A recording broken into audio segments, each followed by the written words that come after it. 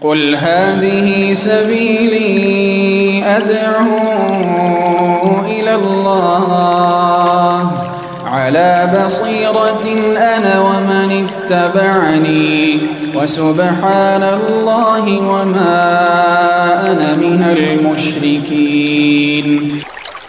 Assalamualaikum warahmatullahi wabarakatuh. Alhamdulillahirabbil alamin. Nahmaduhu wa nasta'inuhu wa nastaghfiruh. Wa na'udzu billahi min shururi anfusina wa sayyiati a'malina. May yahdihillahu fala mudilla lahu wa may yudlil fala hadiyalah. Asyhadu an la ilaha illallah wahdahu rabbi la syarika lahu wa asyhadu anna Muhammadan abduhu wa rasuluhu safiyuhu min khalqihi wa khaliluhu Muhammadin sallallahu alaihi wasallam wa ala alihi wa sahbihi al-kiram. Ibadallah, usikum wa iyaya bitaqwallah.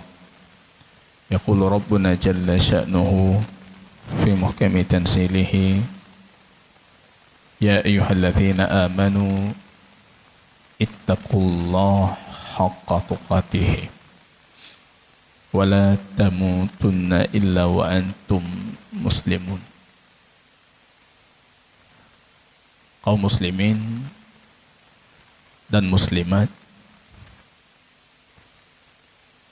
sidang jamaah kajian daurah khasais ahli sunnati wal jamaah rahimani wa rahimakumullah.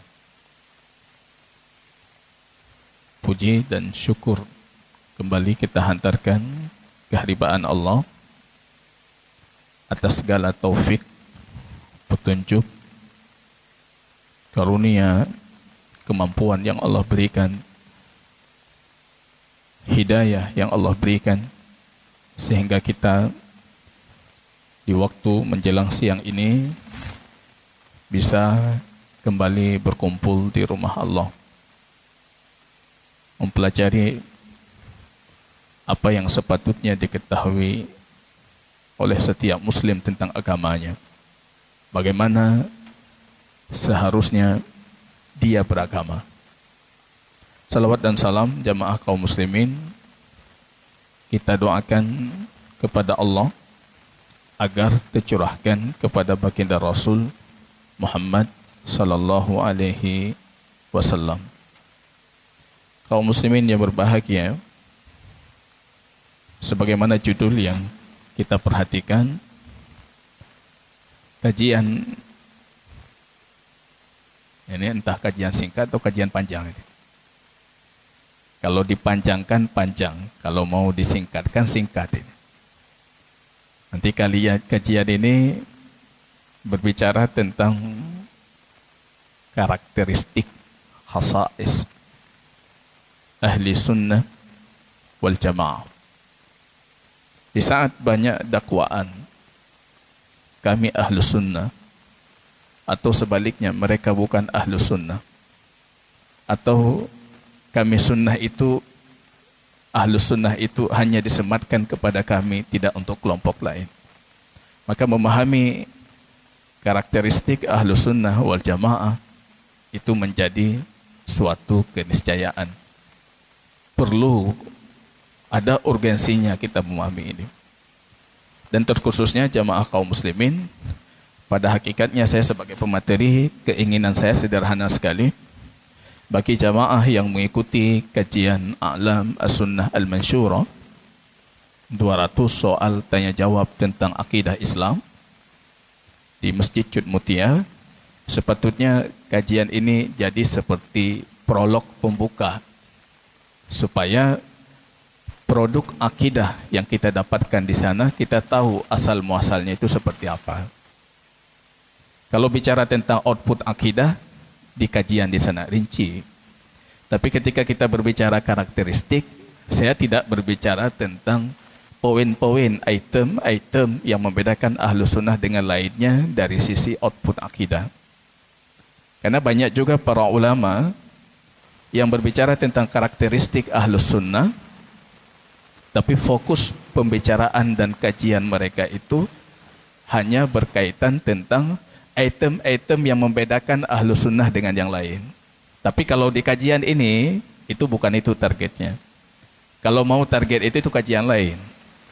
Karakteristik ahlu sunnah, tapi berdasarkan apa yang membedakan muatan akidah ahlu sunnah dengan yang lain. Tapi kalau kajian ini lebih ke manhajiyah. Karakteristik ahlu sunnah dalam caranya. Bukan dalam hasil dari proses cara tadi. Ini caranya seperti apa. Kok lahir akidah seperti ini, seperti itu caranya seperti apa. Ini kajian kita. Kalau output akidah, itu kajian panjang artinya. Jadi saya di sini tidak bercerita tentang karakteristik ahlus sunnah wal jamaah itu taat terhadap ulil amri. Itu output akidah. Kemarin kita sudah membicarakan itu justru 4 pertemuan di Masjid Cud Mutia tentang taat ulil amri. Tapi kalau pembahasan kita kali ini itu lebih ke cara kita mengambil akidah, cara kita mengambil agama kita seperti apa, dan cara itu merupakan karakteristik ahlus sunnah wal jamaah. Jadi saya tidak menggabung, kalau mau itu pertemuan ke depan kita bicarakan tentang itu. Kalau kita lihat ini jamaah kaum muslimin, apa potret materi kita, ya, ini daurah panjang tapi kita jadikan minimalis. Ya, apalagi dalam bulan suci Ramadan, saya juga harus ahli dalam mengatur suara. Nah, nanti kita ada kajian buka puasa juga di sekolah. Nanti malam saya di sekolah juga ada sifat salat Nabi. Ini siswa mau pulang, sifat salat Nabi belum selesai. Kalau saya pergi ke Brunei, itu banyak jamaah yang bertanya di sana, Ustaz, sifat salat Nabi kok sampai rukuk sagai? Sujud kiban, cara draw juga mau. Itu jamaah. Karena rupanya memang rukuk kita nggak pernah datang lagi. Ya, saya tidak mau siswa kita di sekolah, ya, ini sampai duduk antara 2 sujud sampai bangkit kemarin. Tasyahud belum. Ya, ini jamaah kaum muslimin rahimani wa rahimakumullah. Artinya saya harus bisa menguasai suara ini. Ya, besu ini. Materi kita ini ada 4 poin mendasar, tapi yang akan saya bicarakan cuma 3. Mengingat referensi manhaj dan akidah ahlus sunnah itu materi panjang, itu daurah khusus nanti. Jadi ada 2 lagi tema lebih khusus, ya, karakteristik yang merupakan pembeda akidah, item akidah yang berbeda dengan yang lain. Yang kedua tentang referensi akidah, dan itu juga sangat penting karena sering didakwakan akidah kita tidak bersanad. Akidah kita sanadnya mentok di Ibnu Taimiyah. Akidah kita sanadnya mentok di Syekh Muhammad bin Abdul Wahab. Harus kita buktikan itu. Kalau justru yang tidak bersanad akidah yang mana? Akidah kita apa mentok di Ibnu Taimiyah? Tidak. Saya bisa berakidah seperti ini tanpa membaca buku Ibnu Taimiyah. Bisa. Bisa. Kalau tidak lahir Ibnu Taimiyah, bisa kita berakidah seperti ini. Karena para ulama sebelumnya sudah cukup mewariskan kepada kita manhajiyah akidah ini, referensi utama tentang akidah Islam Ahlus Sunnah wal Jamaah. Kita akan berbicara tentang nama, julukan Ahlus Sunnah wal Jamaah. Saya akan berbicara secara cepat tentang tanda Ahlus Sunnah, sifatnya. Nanti kita akan membedah per item poin dari karakteristik Ahlus Sunnah. Jadi kalau mau kita rincikan, ini daurahnya panjang sekali. Ron hae dengar, long hae long perhaba. Saking panjangnya. Tapi hari ini kita mau mengupas satu sisi saja. Karakteristiknya. Bagaimana cara kita berakidah? Harapan saya, kita mohon kepada Allah Subhanahu wa taala Rabbul Arsyil Azim, nas'aluhu bikulli ismin huwa lahu sammaitahu bihi nafsak aw anzaltahu fi kitabika aw 'allamtahu ahadan min nabiyyika aw istasartahu fil ilmil ghaibi 'indak. Ya Allah, jadikan kajian ini sebagai ketetapan hati kami dalam berakidah, ketenangan iman kami terhadap manhaj dan akidah yang kami yakini ini. Jamaah kaum muslimin dan muslimat yang dirahmati oleh Allah Subhanahu wa ta'ala. Ini sering dakwaan. Orang mempertanyakan, atau ada orang sebelah mengatakan, yang berhak dengan nama Ahlu Sunnah itu kami, Asy'ariyah. Yang pertama kali dinamakan Ahlu Sunnah itu Asy'ariyah. Kita mengatakan itu dakwaan semata. Kalau Anda ingin merujuk ke sahih sanad, asar-asar yang sahih, nama Ahlu Sunnah itu justru sudah muncul dari masanya sahabat baginda Rasul sallallahu alaihi wasallam. Nah, di sini kita lihat ada pernyataan Imam Ibnu Abbas ketika menafsirkan firman Allah, yauma tabyaddu wujuh wa taswaddu wujuh, hari ada wajah-wajah yang cerah, itu bercerita tentang hari kiamat. Bayyadhanallahu wujuhana, semoga Allah mempercerah wajah kita di hari kita berjumpa dengannya. Di hari nanti ada wajah-wajah yang cerah. Ada yang wajah-wajah muswaddah. Di hari itu, jadi kita yang manis saat ini nggak perlu kecewa. Itu hari sana maksudnya. Ketika dibangkitkan nanti, ada wajah-wajah yang cerah, ada wajah-wajah yang gelap. Apa kata Imam Ibnu Abbas? Yang cerah itu wujuh ahli sunnati wal jamaah. Itu wajah orang ahli sunnah. Yang gelap itu wajah siapa? Ibnu Abbas mengatakan itu wujuh ahlul bid'ati wal furqah. Wajah ahli bid'ah dan ahli furqah. Jadi kalau sunnah itu lawannya bid'ah, jamaah ya, bersama-sama bersatu, itu lawannya furqah. Yaitu furqah itu cerai berai. Cuma kita ingin mengatakan ini sanadnya sampai ke Ibnu Abbas itu lemah. Karakteristik kita itu amanah ilmiah. Kita sangat amanah ilmiah. Amanah terhadap nukilan-nukilan yang kita nukilkan. Kita nggak pernah nipu. Itu karakteristik Ahlussunnah. Padahal gampang ulama kita mengatakan sahih itu dari Ibnu Abbas. Tapi kita amanah ilmiah. Itu asar Ibnu Abbas lemah. Lebih kuat dari ini itu pernyataan Muhammad Ibnu Sirin. Ibnu Sirin itu lahir 33 di masa khilafah Utsman Ibnu Affan, wafat 110 Hijriah. Ini masih abad pertama Hijriah. Ibnu Sirin, nukilan beliau yang mengatakan, kunna la nas'alu anil asanid. Kami dulu tidak pernah bertanya tentang sanad hadis. Itu cerita Ibnu Sirin. Dulu siapa mengatakan saya mendengar Rasul, terima. Siapa yang mengatakan saya mendengar dari sahabat Rasul, yang mendengar dari, diterima. Rupanya setelah itu muncul orang-orang yang menipu terhadap baginda Rasul. Coba kita lihat, ini abad pertama mereka sudah memvalidasi kebenaran hadis itu. Jadi kalau datang orang orientalis hari ini mengatakan itu enggak betul, siapa tahu itu betul-betul dikatakan oleh baginda Rasul. Anda tidak paham sejarah hadis.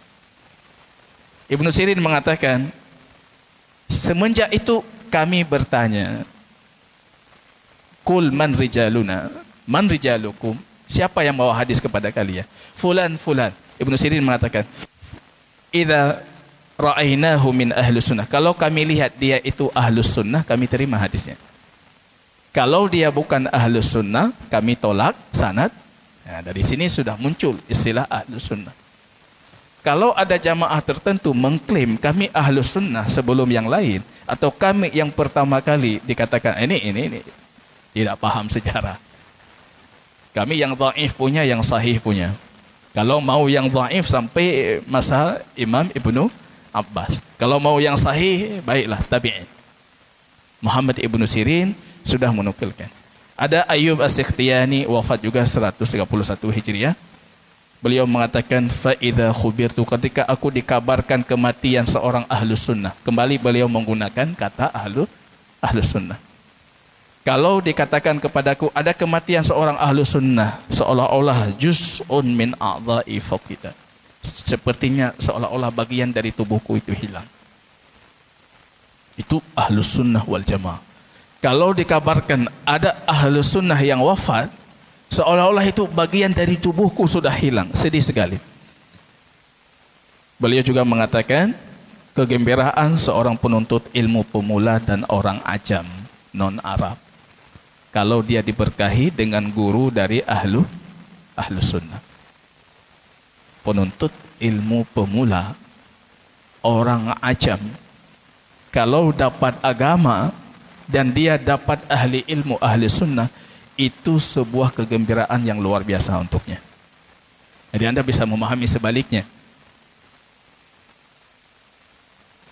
Kecelakaan yang luar biasa, orang ajam dapat guru bukan ahli sunnah.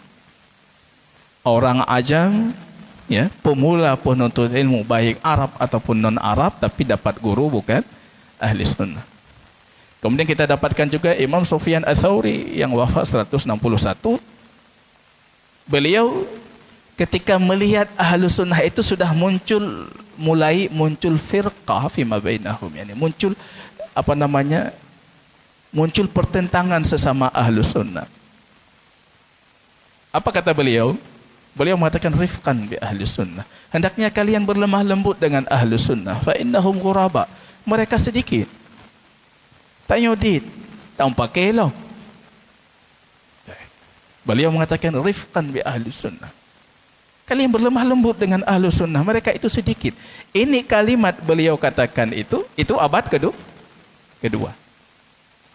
Makanya jamaah kaum muslimin, saya tidak tahu kalau Ibnu Sirin ini, Imam Ats-Tsauri hidup di zaman kita, kalimat apa yang keluar dari mulut beliau. Rifqan bi ahli sunnah kata beliau. Fudail ibnu Iyad abad kedua juga wafat 187. Qadhi Fudail ibnu Iyad. Beliau mengatakan al-iman inda ahlus sunnah. Iman menurut ahlus sunnah itu ma'rifah, qaul wa amal. Kembali menggunakan lafaz ahlus sunnah. Jadi ahlus sunnah secara lafaz dalam sejarah itu sudah digunakan dari dulu. Dari awal-awal. Bahkan belum muncul firqah-firqah kaum muslimin. Yang ada orang-orang sesat datang dengan bid'ah dan dhalalah, itu pun masih beberapa orang-orang tertentu. Jadi sudah dimunculkan oleh para ulama kita istilah ahlus sunnah wal jamaah. Ya, kalau kita lihat Syekh Islam Ibn Taimiyah dalam Majmu' al-Fatawa, beliau mengatakan wa yulaqabuna bi, mereka kadangkala dinamakan dengan ahlil athar. Karena memang mereka itu patokan dalam beragamanya athar yang sahih, baik dari Rasul atau sahabat baginda Rasul. Dinamakan juga mereka dengan al-firqah an-najiyah, golongan yang selamat, wa ta'ifatul mansurah, golongan yang tertolong sampai hari kiamat. Mereka juga dinamakan as-sawad al-a'zam. Ini sekarang sawad al-a'zam, ini semua kelompok mengklaim dirinya sebagai sawad al-a'zam. Orang Asy'ari hari ini ketika mengatakan akidah kami paling benar. Kenapa? Karena kami itu sawadul a'zam. Sawadul a'zam itu merujuk ke hadis yang ketika nanti dibangkitkan Rasul akan melihat orang banyak sekali dalam jumlah yang sangat banyak. Maksud sawadul a'zam itu mayoritas. Ada orang hari ini mengklaim akidahnya benar karena mayoritas berakidah seperti itu. Melakabi dirinya, kami ini sawadul a'zam. Bagi saya, menamakan, mengklaim diri itu sawadul a'zam, itu pun harus dipertanyakan. Betul tidak kalian mayoritas itu? Sebagai muslim kalian mayoritas? Itu ukurannya dari kurun ke berapa? Dari zaman apa kalian mayoritas? Justru kalau kata Syekh Ibn Taimiyah, dulu ahlus sunnah itu dinamakan dengan as-sawad al-a'zam. Al-jumhur al-akthar, mayoritas yang banyak. Itu di antara nama-nama julukan mereka selain nama Ahlus Sunnah. Yang intinya sama. Ahlus Sunnah, Ahlul Athar, Ahlul Hadis wa Sunnah, Ahlus Sunnati wal Jamaah. Kemudian tadi At-Taifah, Al-Mansurah, Al-Firqah, An-Najiyah, itu semuanya merujuk kepada satu nama. Ya, apa pentingnya sebuah nama kalau hakikatnya ya jauh panggang dari api. Tapi yang paling penting itu hakikatnya itu betul tidak, maka kita pelajari karakteristiknya.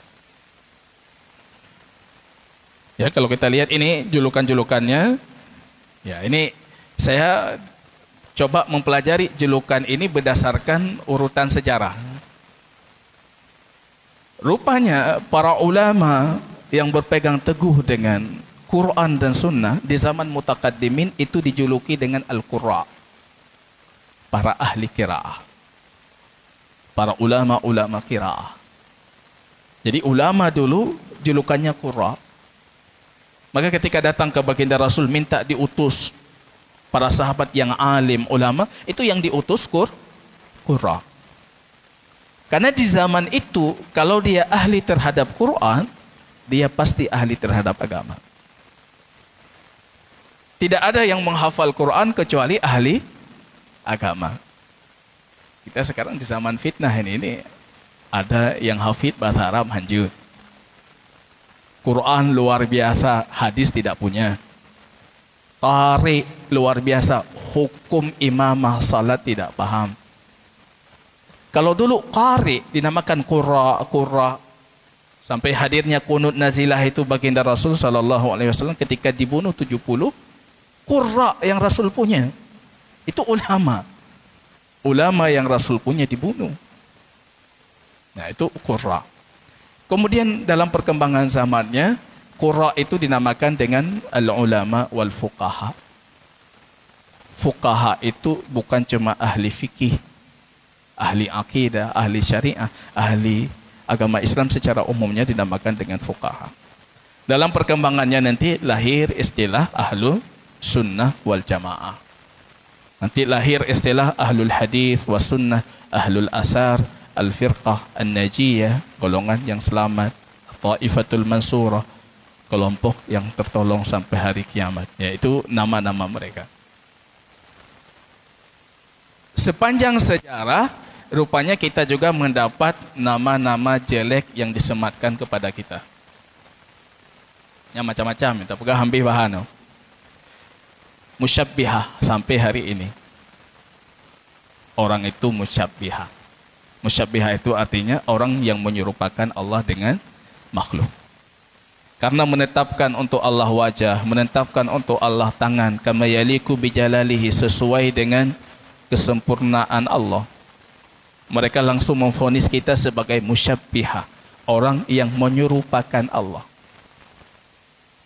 Padahal kalau Anda membuat perbandingan, ulama mana yang paling sibuk membantah tasybih musyabbihah?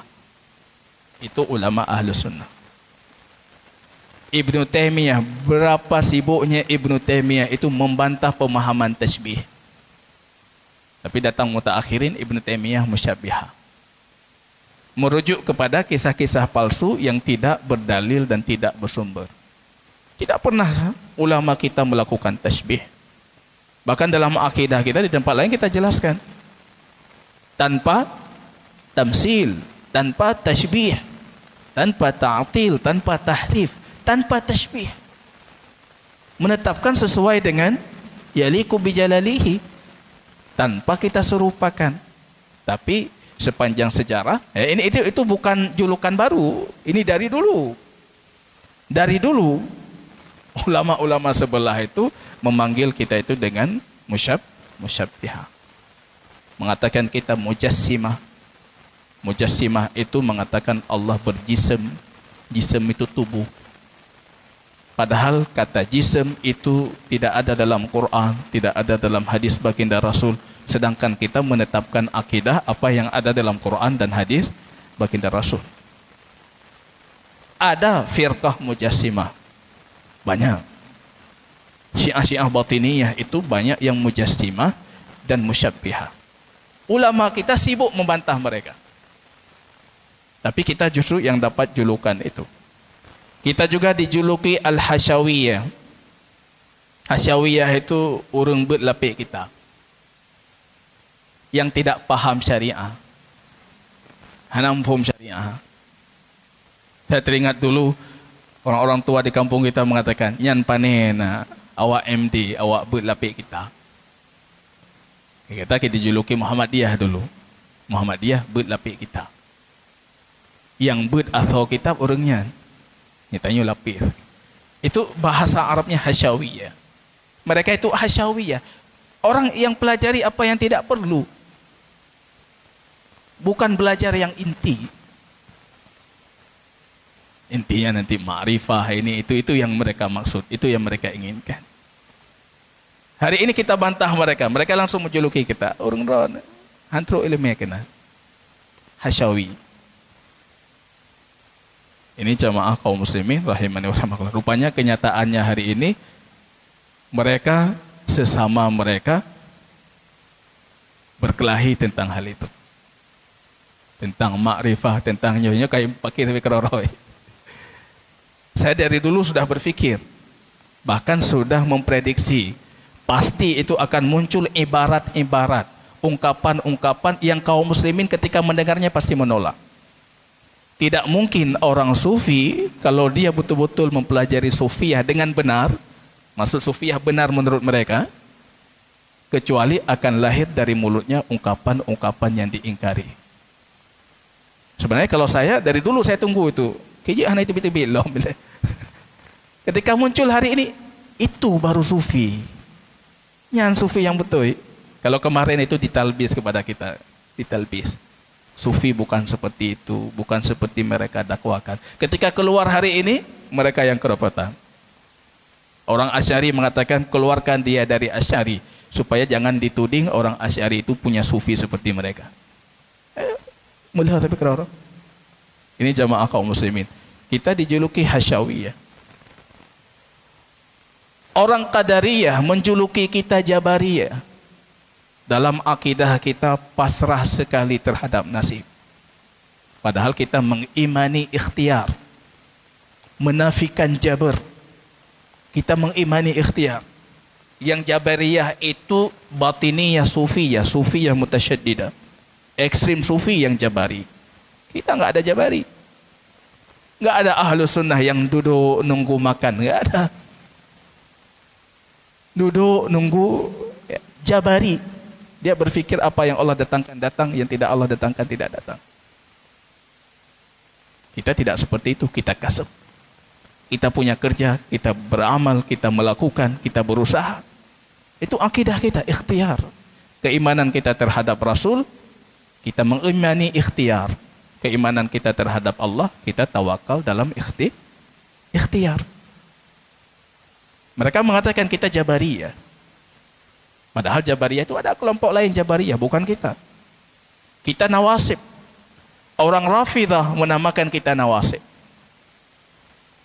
Nawasib itu yansibunal adawata li ahlil bait, orang yang memusuhi keluarga Nabi, padahal kita sangat mencintai keluarga Nabi. Kitab Ahlus Sunnah tidak luput dari manaqib ahlil bait. Bagaimana keistimewaan keluarga baginda Rasul. Tapi kita tidak ghulu, tidak berlebihan terhadap keluarga Nabi. Keluarga Nabi, malim, jarang, saleh, kita letakkan posisinya di posisi yang mulia. Tapi keluarga Nabi gelap, bangai, memusuhi agama, memperolok-olok agama, tidak mungkin kita menghormati dia. Karena wala wal dan bara kita itu tetap agama. Mereka menamakan kita Nawasib yang sibunal adam. Mereka itu benci keluarga Nabi. Itu cara diprovokasi. Sekarang mungkin ada nama-nama baru, nama-nama lain, macam nama itu. Dinamakan kita seperti itu, tapi tetap hakikatnya. Tetap hakikatnya. Begitu jamaah kaum muslimin rahimani wa rahimakumullah. Ya, ayat ini harus kita hadirkan dalam kajian ini. Fa in amanu bimisli ma amantum bihi faqad ihtadaw. Allah mengatakan kalau sekiranya yang datang setelah kalian itu beriman seperti kalian para sahabat, maka mereka sudah mendapatkan petunjuk. Jadi kajian ini tujuannya satu, supaya kita beriman seperti imannya para sahabat. Caranya bukan kapasitas iman, bukan kuantitas, kita jauh kalah, tapi caranya. Yang penting cara betul. Kadang kalah salah, tapi cara betul dihukumi betul. Betul, tapi cara salah, tetap salah. Begitu syariah kita menjelaskan gitu. Iftarakatil Yahud, Yahudi sudah terpecah. Ihda aw sintaini wa sab'ina firqah, menjadi 71 golongan. Nasrani jadi 71 atau 72 golongan. Wa taftariqu ummati ala 73 firqah, dan umatku ini akan berpecah jadi 73 golongan. Para ulama mempertanyakan, itu yang dimaksud yang berpecah itu umat apa? Umat dakwah atau umat ijabah? Umat dakwah maksudnya siapapun yang datang setelah Nabi itu umatnya, baik yang memenuhi panggilan Islam atau tidak memenuhi. Kalau umat ijabah itu yang menjawab seruan baginda Rasul. Ada para ulama yang mengatakan ini lucu, termasuk beberapa ulama Al-Azhar dalam rekaman-rekaman kajian terbaru mereka mengatakan itu umat dakwah yang berpecah 73 itu. Bagi kita yang berpecah itu umat ijabah, umat yang memenuhi panggilan Islam, tapi mereka akan berpecah. Kenapa kita katakan demikian? Karena Rasul itu membuat perbandingan Yahudi Nasrani. Artinya ketika dikatakan umatku berpecah, ini bukan Yahudi Nasrani, enggak masuk di dalamnya. Kalau Anda mengatakan umat dakwah, masuk Yahudi, masuk Nasrani. Ini kan poinnya itu berbicara tentang perpecahan Yahudi, perpecahan Nasrani, perpecahan umat Muhammad. Apa yang maksud umat Muhammad? Umat dakwah, semua manusia? Bukan. Tapi umat ijabah. Yaitu orang Muslim itu akan berpecah. Kalau kita melihat sekte itu lebih ribuan sekte, bukan itu yang dimaksud oleh baginda Rasul. Yang dimaksud oleh baginda Rasul 73 golongan, mereka punya syaukah, punya kekuatan besar, punya kapasitas besar. Itu 73. Tahdid mereka, siapa mereka 73? Itu tidak pernah ditahdid oleh baginda Rasul dan ulama mutaqaddimin. Ada yang berupaya mentahdid, tapi kita tidak bisa menjazm itu yang dimaksud 73. Maka yang kita inginkan, yang selamat itu seperti apa dari 73? Yang salah, yang sesat, yang jatuh, ya terserah. Tapi saya maunya yang selamat itu seperti apa? Karena kalau berbicara tentang yang salah itu 72 boh. Kita mending bicara satu saja. Yang selamat itu seperti apa? Begitu jamaah kaum muslimin rahimani wa rahimakumullah. Ya. Jadi berdasarkan dari awal kajian tadi, kita sudah sedikit menyimpulkan Ahlus Sunnah itu artinya sudah muncul penamaannya dari generasi awal tahun 1 Hijri, abad 1 Hijriah. Bahkan dari para sahabat sudah memunculkan. Tabi'in sudah ramai, kalimat Ahlus Sunnah sudah mulai ramai digunakan. Abad kedua sudah mulai ramai. Kalau abad selanjutnya itu sudah ramai sekali di kitab-kitab kaum muslimin penggunaan kata Ahlus Sunnah wal Jamaah. Ya. Kalau kata Syekh Islam Ibn Taimiyah dalam Minhajus Sunnah, lafaz Ahlus Sunnah itu kadangkala disematkan kepada mereka yang mengakui keabsahan 3 khalifah. Abu Bakar, Umar, Utsman. Siapapun muslim meyakini sahnya kekhalifahan Abu Bakar, Umar, Utsman, maka dia ahlu sunnah. Artinya, secara definisi umum, ahlu sunnah itu lawannya Rafidhah, Syiah. Maka mutaqaddimin ketika berbicara ahlu sunnah, itu artinya mengeluarkan Rafidhah, Syiah. Ini makna ahlu sunnah secara umum. Namun beliau melanjutkan mengatakan, dan kadangkala lafaz ini disematkan hanya kepada mereka para ahli hadis dan sunnah mahdhah yang tulen. Jadi ada ahlu sunnah definisi khusus, ada ahlu sunnah definisi umum. Kalau definisi umum semua masuk. Ada yang bertanya, Asy'ariyah ahlu sunnah? Tidak ahlu sunnah dalam definisi umum. Mu'tazilah yang lebih parah dari Asy'ariyah, ahlu sunnah dalam definisi umum.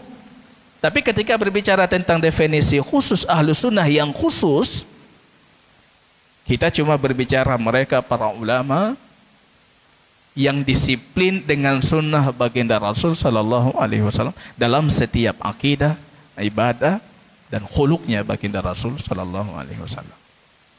Jadi ketika berbicara definisi ahlu sunnah khusus, kita pun tidak berani mensematkan diri kita ini ahlu sunnah. Berana ahlu sunnah? Oh, kiban le. Kadangnya itu yang kita usahakan.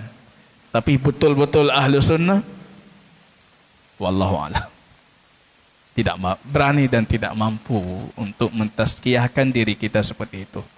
Tapi kalau anda maksud ahlu sunnah bukan Syiah, saya ahlu sunnah. Tapi ahlu sunnah dalam definisi khusus yang dikatakan oleh Syekh Islam Ibn Taimiyah di sini kepada mereka para ahli hadis dan sunnah mahdhah. Yang pertama, ahli hadis kita bukan, ahli sunnah kita bukan.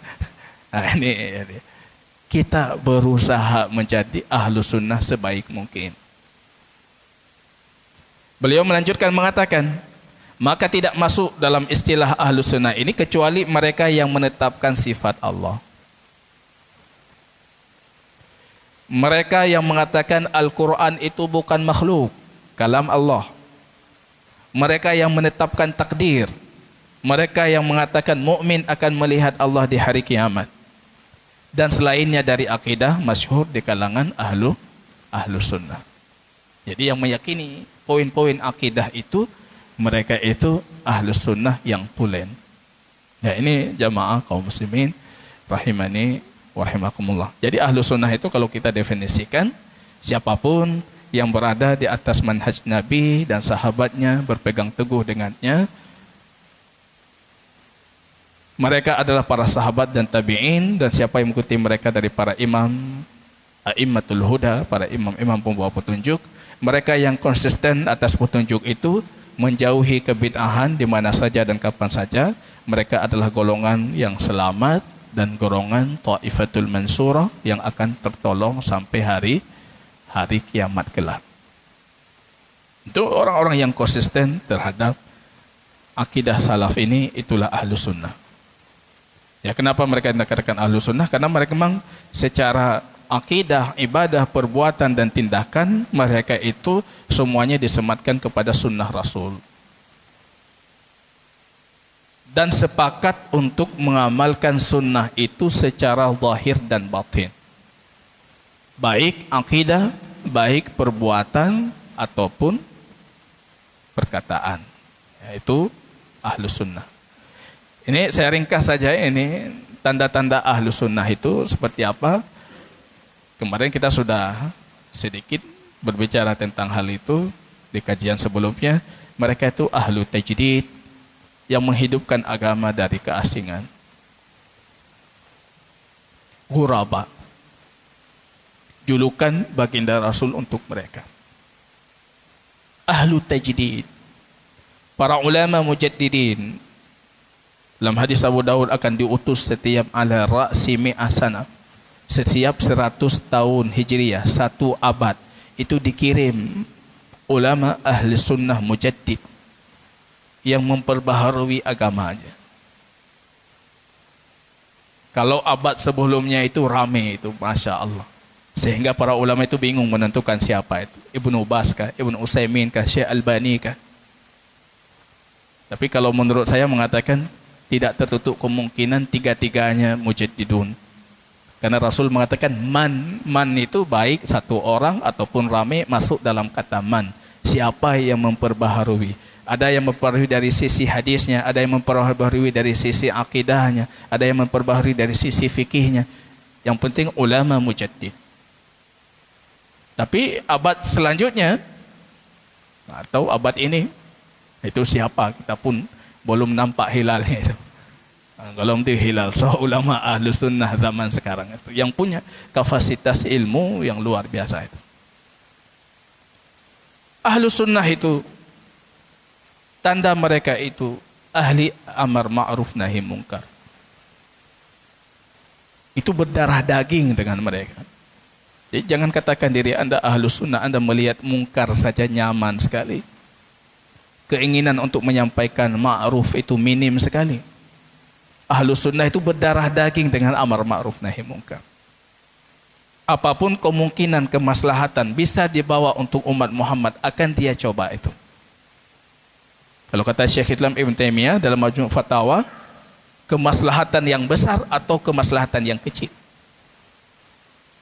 menghilangkan mafsadah besar ataupun sekecil apapun mafsadah kita hilangkan. Itu harus berdarah daging dengan Ahlus Sunnah. Mereka itu ahli dakwah. Ahli dakwah. Sepatutnya Ahlus Sunnah ketika dibicarakan tentang dakwah, kepala kaum muslimin itu harus menyoroti mereka, jangan menyoroti kelompok lain. Sekarang kalau kita berbicara tentang dakwah, siapa yang muncul di kepala Anda? Ada kelompok tertentu yang belangong. Itu yang muncul di kepala kita. Seharusnya ketika berbicara tentang dakwah, itu yang muncul siapa? Alim Ahlus Sunnah. Masyarakat tahu dia orang paling gigih mendakwahkan umat Muhammad. Kan karakteristik Rasul seperti itu. Dakwah. Sahabat seperti itu, dakwah. Membuka umat itu dibuka, itu umat dibuka. Rasul menyiapkan mereka dalam durasi waktu yang singkat itu. 10 tahun, 12 tahun, ada yang 20 tahun disiapkan oleh baginda Rasul. Jadi pemimpin umat membuka hidayah kemana-mana itu. Itu yang kita butuh generasi ke depan seperti itu. Ahli qudwah hasanah. Seharusnya Ahlus Sunnah itu ahli qudwah yang punya keteladanan yang baik. Jangan dicap kita itu sebagai pembawa keteladanan buruk. Itu merusak nama Ahlus Sunnah yang kita bawa itu. Ahli teladan yang baik. Di masyarakat nampak, Masya Allah, fulan. So yang gak di kampungnya fulan. Siapa yang terbaik orang di sini? Pemuda terbaik di sini siapa? Si fulan. Ketika ditunjuk si fulan, dia Ahlus Sunnah. So orang paling gak si fulan. Dia punya qudwah hasanah. Dan ini kadang-kala sedikit meresahkan jamaah kaum muslimin. Kalau sekiranya yang menyematkan dirinya Ahlus Sunnah tapi punya qudwah sayyi'ah itu. Mereka firqah najiyah, golongan yang selamat. Jadi saya selalu menegaskan mengatakan, Anda ikuti saja jalan ini. Tidak penting Anda berhenti di mana. Kalau kata Imam Albani rahimahullah, kita berjalan di atas jalan ini seperti kura-kura itu. Tidak penting sampai di ujung. Yang penting Anda mati masih di atas jalan. Allah melihat proses. Allah bukan menunggu hasil. Lihat proses. Ada yang mengatakan cara ini lama sekali. Cara dakwah melalui pendidikan, melalui dakwah. Ini jalur perubahan lama. Lama tapi pasti. Tidak ada proses perubahan yang cepat, yang sudah diupayakan hari ini, yang betul-betul membawa perubahan. Itu tidak ada. Yang ada merusak sunnah perubahan. Orang di luar berpikir jalur politik, fiat. Ganto presiden, mengubah masyarakat, mandum, beriman, bertakwa, macam-macam. Kita mengatakan 58 tahun itu komunis di Uni Soviet. Didoktrin habis-habisan. Anak-anak didoktrin itu. Tumbang dalam sekejap. kapitalis semua. Tapi cara ini kita sedang melihat hasilnya. Dan ke depan kita akan melihat hasil yang menggembirakan. Barangkali kita akan mati di tengah jalan, tapi itu tidak penting. Kita sudah menyiapkan para kader-kader yang mengusung estafet ini melanjutkan. Dan ini cara tamkin yang sebenarnya. Supaya Allah mengokohkan kita di muka bumi kembali. Firqah najiyah, golongan yang selamat. Ta'ifatul mansurah, kelompok yang akan tertolong sampai hari kiamat kelak. Kita yakin itu, yakin sekali saya. Yakin sekali dengan cara ini. Cara yang hari ini ada di permukaan, kalau bukan sesuai dengan cara ini, itu cuma dakwaan perubahan. Karena betulnya, dalam satu malam bisa berubah itu. Cara ini pelan. Saya berubah, Anda berubah. Saya merubahkan keluarga saya, Anda merubahkan keluarga Anda. Berangkat dari kecil-kecil, lahir kecil-kecil sampai menjadi mayoritas yang besar. Innallaha la yughayyiru ma biqaumin hatta yughayyiru ma bi anfusihim. Allah tidak ubah satu kaum itu sehingga mereka mengubah diri mereka sendiri. Itu sunnah tamkin. Di luar orang buru-buru. Mereka berpikir sunnah tamkin itu cepat sekali. Tidak ada proses yang cepat. Ya, ini jamaah kaum muslimin. Mereka akan tertolong sampai hari kiamat kelak. Yaitu mukaddimah. Mukaddimah kabeh jam tengah. Kita baru masuk ke karakteristik. Ini yang kita bicarakan tentang seperti inilah kita dapatkan akidah kita. Kenapa kita menetapkan sifat Allah? Kenapa kita menetapkan tangan untuk Allah? Kenapa kita menetapkan wajah? Kenapa kita menetapkan Allah turun? Kenapa kita menetapkan kita akan melihat Allah? Kita menetapkan azab kubur, menetapkan itu detail-detail akidah itu. Yang dari semua detail akidah itu pasti ada satu kelompok yang tidak setuju dengan kita. Dalam pembahasan ini mereka tidak setuju. Dalam pembahasan ini mereka tidak setuju. Setiap output akidah kita, item akidah kita, pasti ada yang tersinggung ataupun tidak setuju. Jadi muncul pertanyaan, yang dari partainya mutemeyan. Rupanya Ahlus Sunnah ini, itu menariknya Ahlus Sunnah.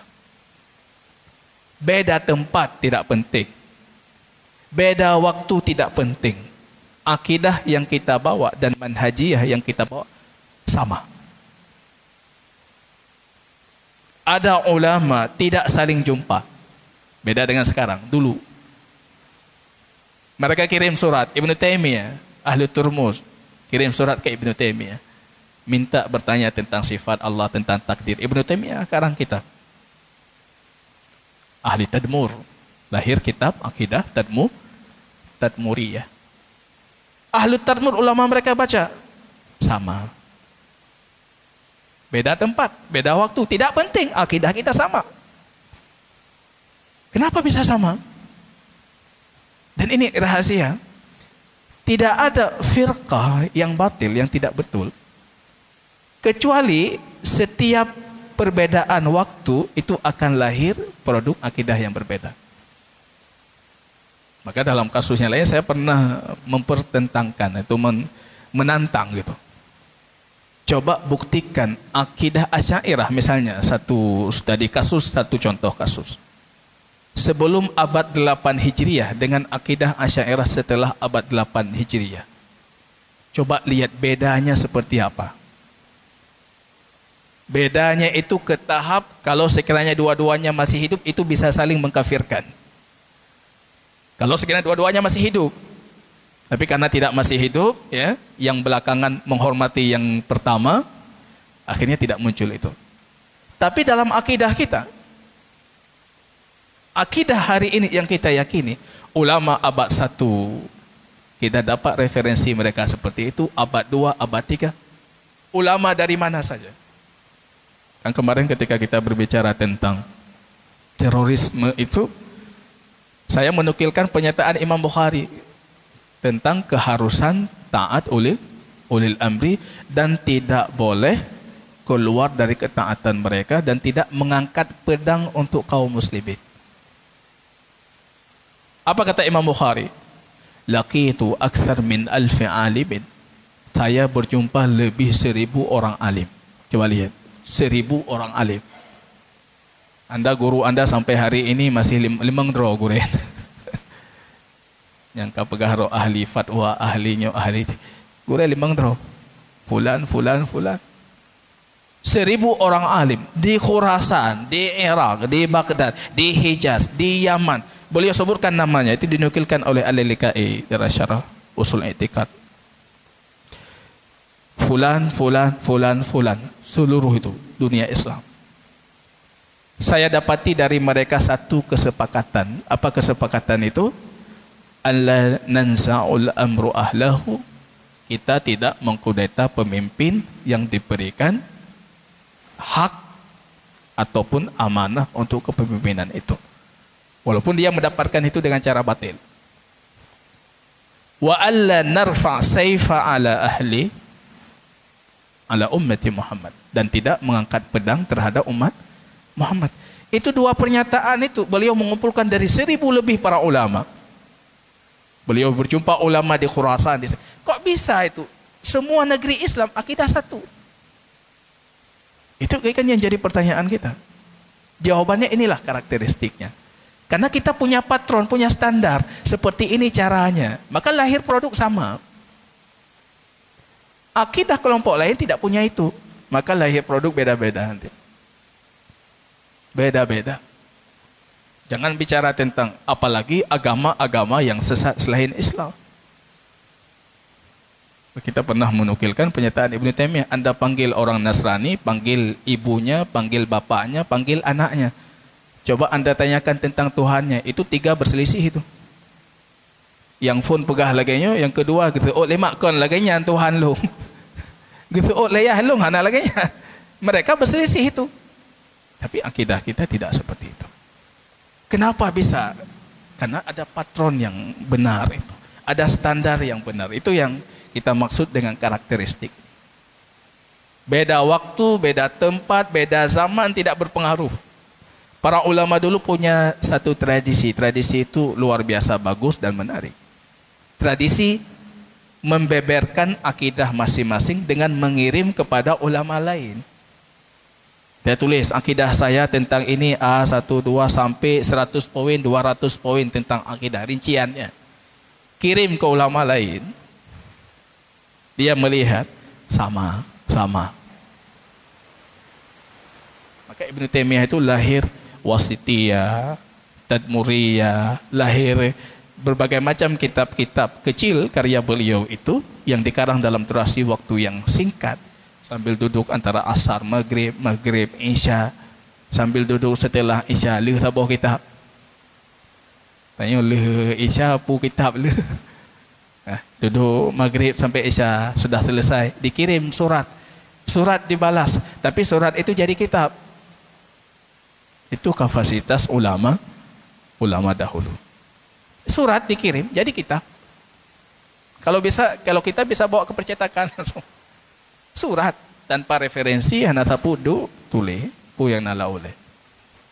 Ulama lain yang menerima itu surat itu sama. Jadi kita dalam usul akidah tidak beda. Kalau furu' akidah itu beda lagi, karena furu' rincian tertentu yang kadang-kala luput ilmunya dari sebagian ulama dan ada ilmu pada ulama yang sehingga mereka berselisih. Tapi kalau usul akidah tidak mungkin kita berselisih. Ini yang secara global dulu. Karakteristik kita, masdar talaqi, sumber keilmuan kita itu Quran, Sunnah, Ijma. Tunduk terhadap nas syar'i, memahami dengan pemahaman salaf. Itu penting. Kita punya satu model pemahaman, yaitu pemahaman salaf. Yang kemudian ittiba, berupaya sekeras tenaga mungkin untuk mengikuti baginda Rasul dan sahabatnya dan meninggalkan ibtida. apapun bentuk kebid'ahan. Kemudian kita tidak memiliki imam maksum. Kalau sumber agama itu cuma satu, wahyu. Tidak punya kita imam maksum. Orang sebelah punya banyak imam maksum. Ini baru diangkat baru lagi. Kan maksum loh. Maksum. Itu bahaya sekali. Membuka celah besar untuk kerusakan syariah. Kita memeluk ajaran agama secara komprehensif. Untuk satu permasalahan akidah, kita mengumpulkan semua dalil yang berkait. Bukan mengambil sebagian dalil, meninggalkan sebagian yang lain. Dan ketika kita dapati ada perkara yang mutasyabih, samar-samar, tidak jelas dalilnya, kita kembalikan yang samar-samar itu kepada yang muhkam, yang pasti maknanya. Bukan mengikuti yang samar-samar, kemudian membuat akidah tersendiri. Tapi kita kembalikan ke yang pasti maknanya. Kita itu umat moderat, wasatiyah, dan i'tidal, berada di pertengahan. Ya, kita tidak condong kanan, tidak condong kiri. Karena setiap ada perintah, kalau kata Imam Ibnul Qayyim, setiap ada nas wahyu, syaitan itu punya dua cara merusak orang-orang beriman. Cara pertama syaitan itu dengan cara gulunya. Akhirnya lahir ekstrim kiri. Satu perintah tapi lahir ekstrim kiri. Cara kedua syaitan dengan tafridnya, lahir ekstrim kanan. Kita wasatiyah, tetap di pertengahan. Kita tertuntut untuk berlaku adil. Kemudian amanah ilmiah. Jadi kalau didakwakan, kitab mereka itu, mereka merubah kitab fulan. Kitab Al-Ibana, Imam Hasan Abul Hasan Al-Asy'ari itu sudah diubah oleh mereka. Itu tidak mungkin kita lakukan itu. Secara generasi sudah terbukti kita sangat amanah ilmiah. Kalau lemah kita bilang lemah, salah kita bilang salah. Tidak mungkin kita mengubah, tidak mungkin itu. Karena amanah ilmiah itu karakteristik kita. Mereka meninggalkan khusumah dan para pelakunya tidak suka berdebat untuk hal-hal yang tidak diperlukan. Ya. Meninggalkan mira, debat-debat kusir. Ya, itu bukan karakteristik Ahlussunnah wal Jamaah. Menghiasi diri dengan kemuliaan akhlak, bekerja sama dalam kebaikan dengan sesama mereka. Mereka melakukan pendidikan ideal dan seimbang, upaya menggapai kesempurnaan dengan kemampuan. Dari segenap kemampuan kita upayakan untuk menggapai kesempurnaan dalam kita beragama. Tapi ini saya akan fokus kali ini bercerita tentang beberapa poin saja yang saya rasa itu yang paling penting dari poin-poin karakteristik ini. Yang pertama itu paling penting, masdar talaki. Ahlus sunnah, masdar talakinya itu Quran, sunnah, ijma. Sempit. Ahlil batil itu pasti akan melonggarkan sumber ilmu agama mereka itu. Karena ketika dilonggarkan, banyak lain yang bisa masuk. Kalau kita sempitkan Quran, sunnah, ijma, kita cuma tinggal bertanya, mana ayatnya? Mana hadisnya? Siapa yang menukilkan ijma ini? Di kitab mana ijma itu dinukilkan? Tapi ketika ahlu batil menambah satu saja sumber ilmu, rusak agama.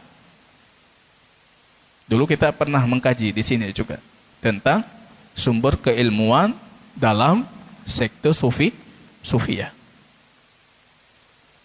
Bukan cuma sunnah, Quran, sunnah, ijma. Tambah lagi. Ada kasyaf, ada hatif, ada ardo, ada ini, ada itu, ada macam-macam.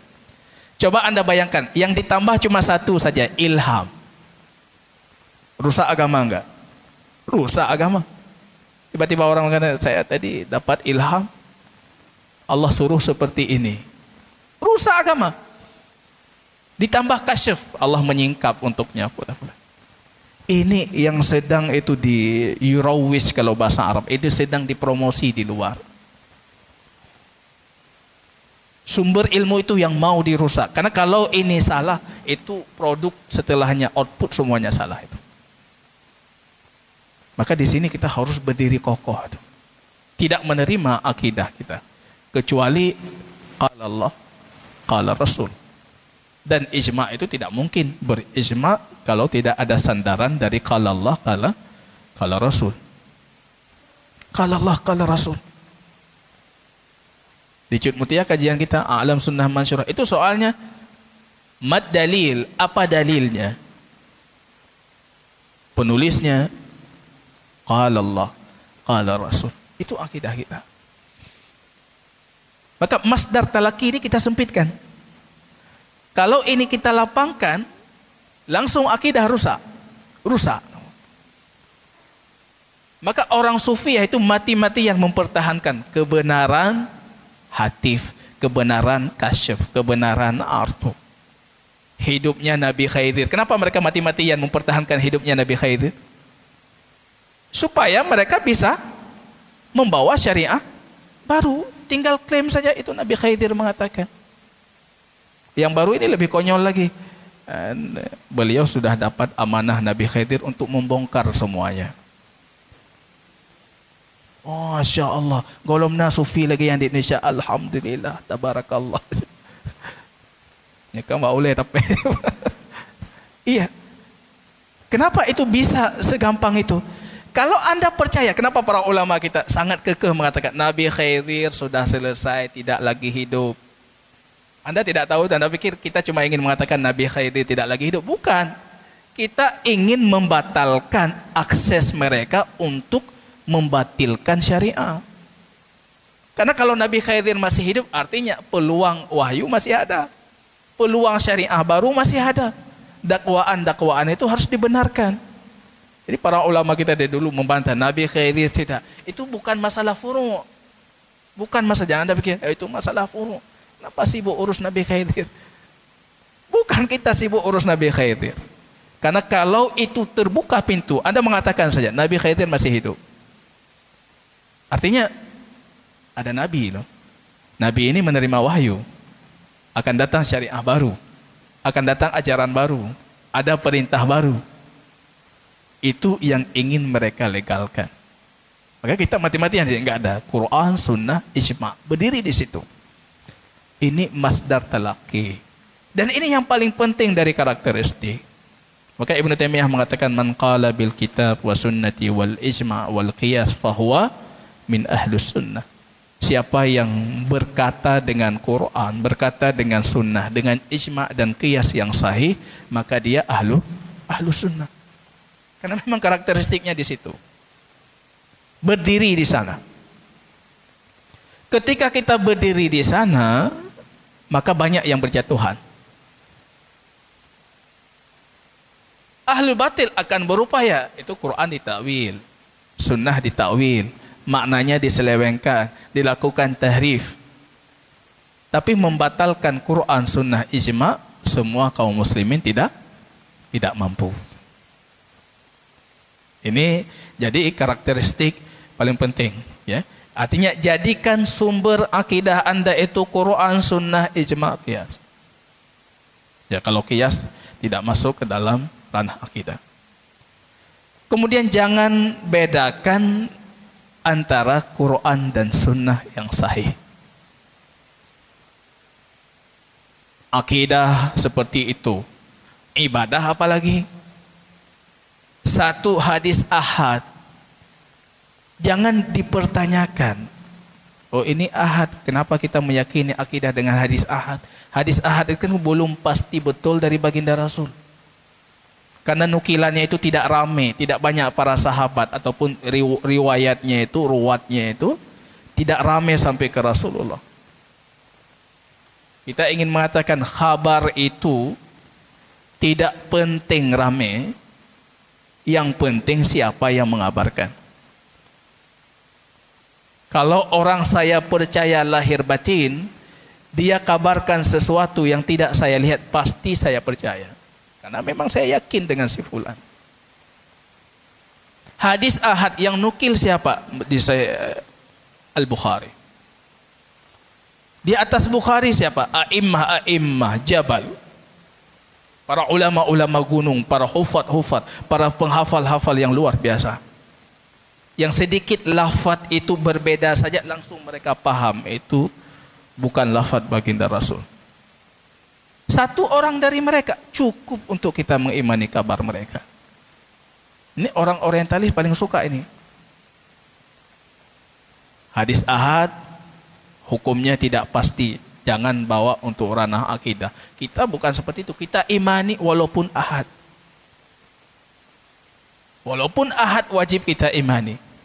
Tidak pasti menurut kalian, menurut kami pasti, karena yang berbicara itu Bukhari.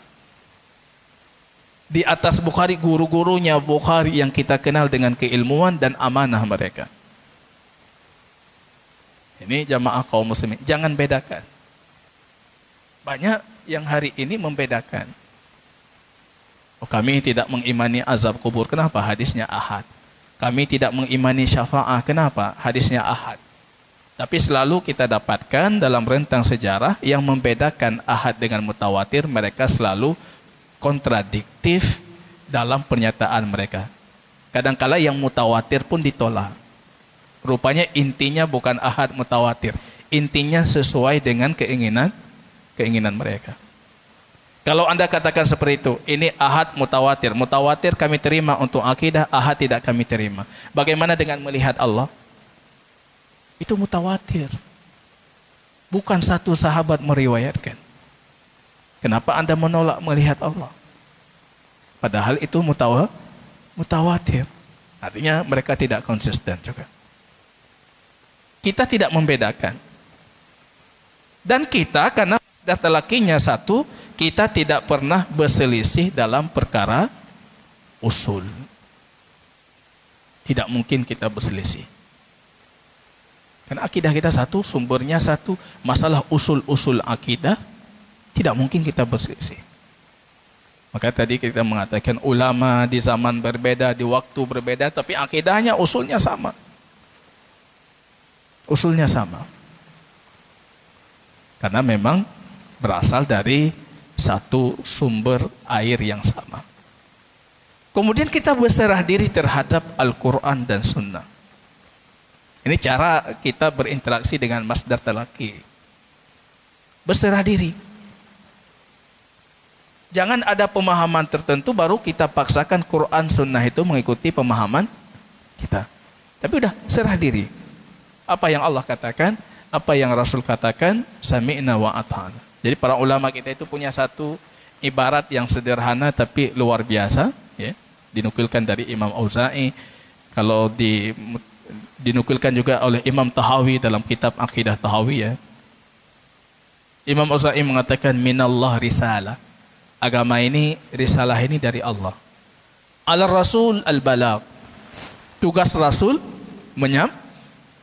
menyampaikan. Tugas kita apa? Taslim wal istislam. Berserah diri terhadap apa yang Rasul sampaikan. Jangan tugas kita ikut menganalisa apa yang Rasul sampaikan atau mengomentari. Oh kan lagi. Tugas kita taslim. Maka kata Imam Tahawi dalam Aqidah Tahawiyah, qadamul Islam, kata beliau, kaki Islam itu tidak ada tempat berpijak kalau tidak ada taslim dan istislam. Kalau tidak berserah diri. Yang maksud beliau, inti Islam itu hakikatnya Anda berserah diri. Akidah serah diri. Allah katakan apa? Ya sudah seperti itu Allah katakan. Untuk apa kita komentari? Atau bahkan menganalisa?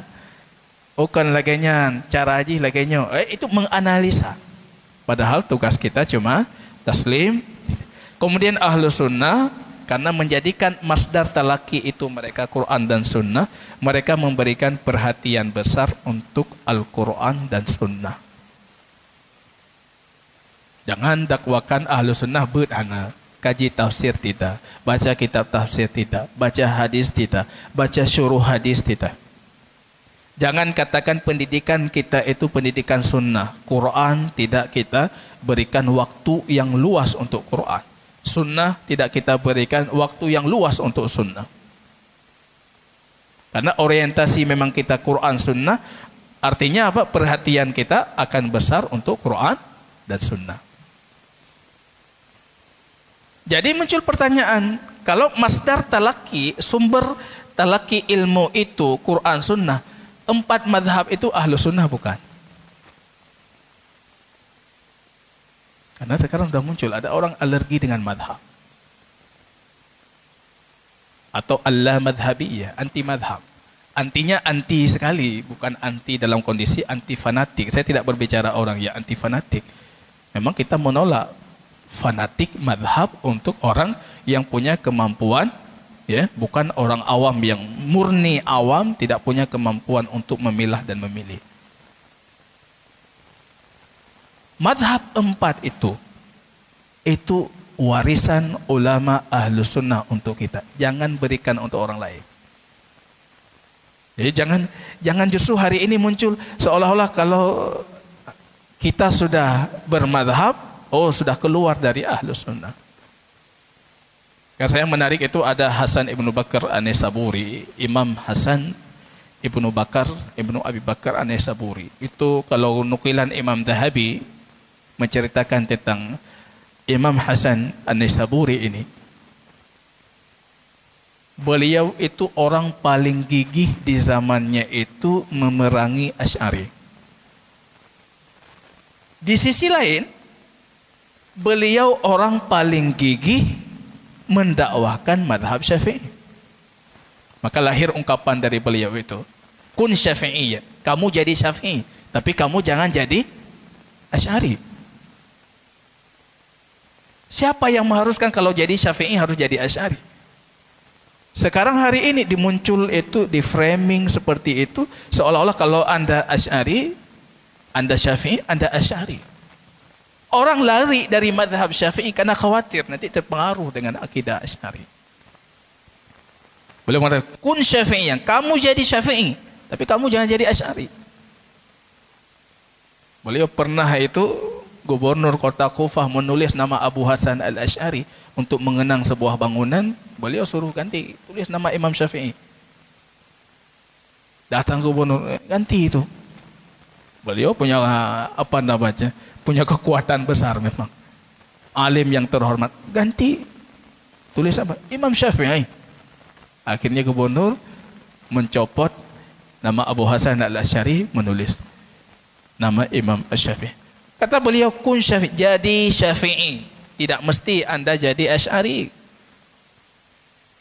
Kun Hanafiyan, jadi Hanafi. Tidak mesti Anda jadi Mu'tazili, berakidah Mu'tazilah. Kun Hambaliyan, jadi Hambali. Tidak mesti Anda jadi Musyabbihah. Karena memang dalam sekte Hanabilah dalam akidah itu banyak kelompok juga.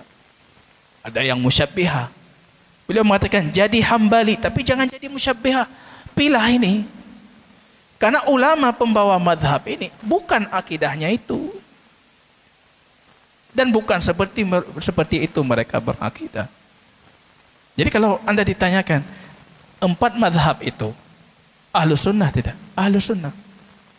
Karena mereka mengambil sumber madhabnya itu Quran, sunnah, ijma, qiyas yang sahih. Saya ingin menggambarkan itu seperti apa perkembangan madhab itu. Di sini ada, kita kasih gambaran. Dia ada 2 madrasah. Kalau ada spidol tadi, ya, coba kita lihat. Itu ada 2 madrasah. Warisan umat yang berharga. Ada madrasah pertama, itu memang dinamakan dengan madrasah ahli kalam.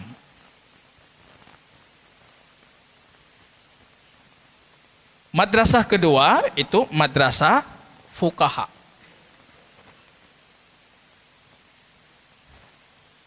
Kalau ahli kalam, kenapa dinamakan ahlu kalam? Padahal mereka bukan ahli ilmu kalam, yang dimaksud ilmu kalam. Madrasah pertama dalam fikih itu ahli kalam, karena sistematis mereka dalam menguraikan hukum seperti ahli kalam. Ahli kalam itu orang belajar mantik pasti dia sistematis. Dia tahu dia porsinya, menjelaskan detail. Yang tidak belajar mantik itu pasti kacau dia dalam sistematis penyampaian, itu kacau dia. Karena kita lihat sekarang kenapa orang barat itu ketika menjelaskan sesuatu kayaknya gampang sekali, runut, gampang detail poin-poinnya. Kita kalah jauh di situ. Maka dinamakan ahli kalam. Itu madhab apa? 3 madhab ini. Maliki, Syafi'i, dan Hambali. Sedangkan fuqaha itu cuma 1 madhab. Madhab Hanafi.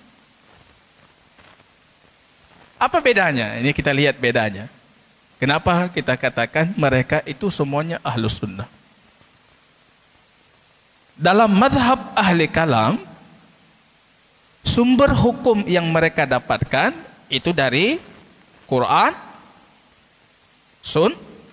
sunnah, ijma, qiyas.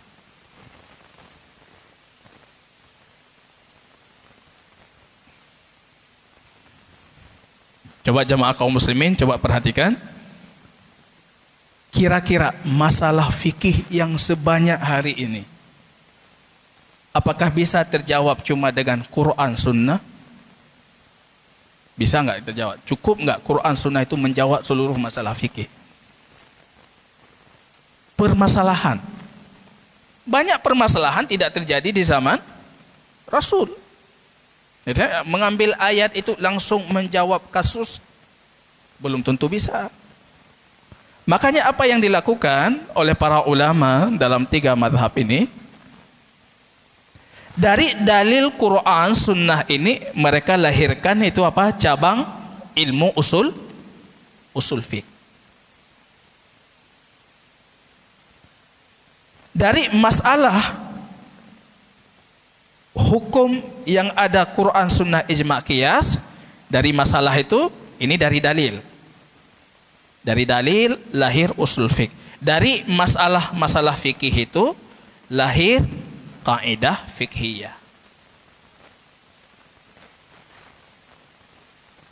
Ini kenapa kadangkala kita sedih, merasa miris gitu. Ketika banyak ahlus sunnah lemah di usul fiqh, lemah di kaidah fikhiyah. Jadi seolah-olah merasa itu ilmu punya orang lain.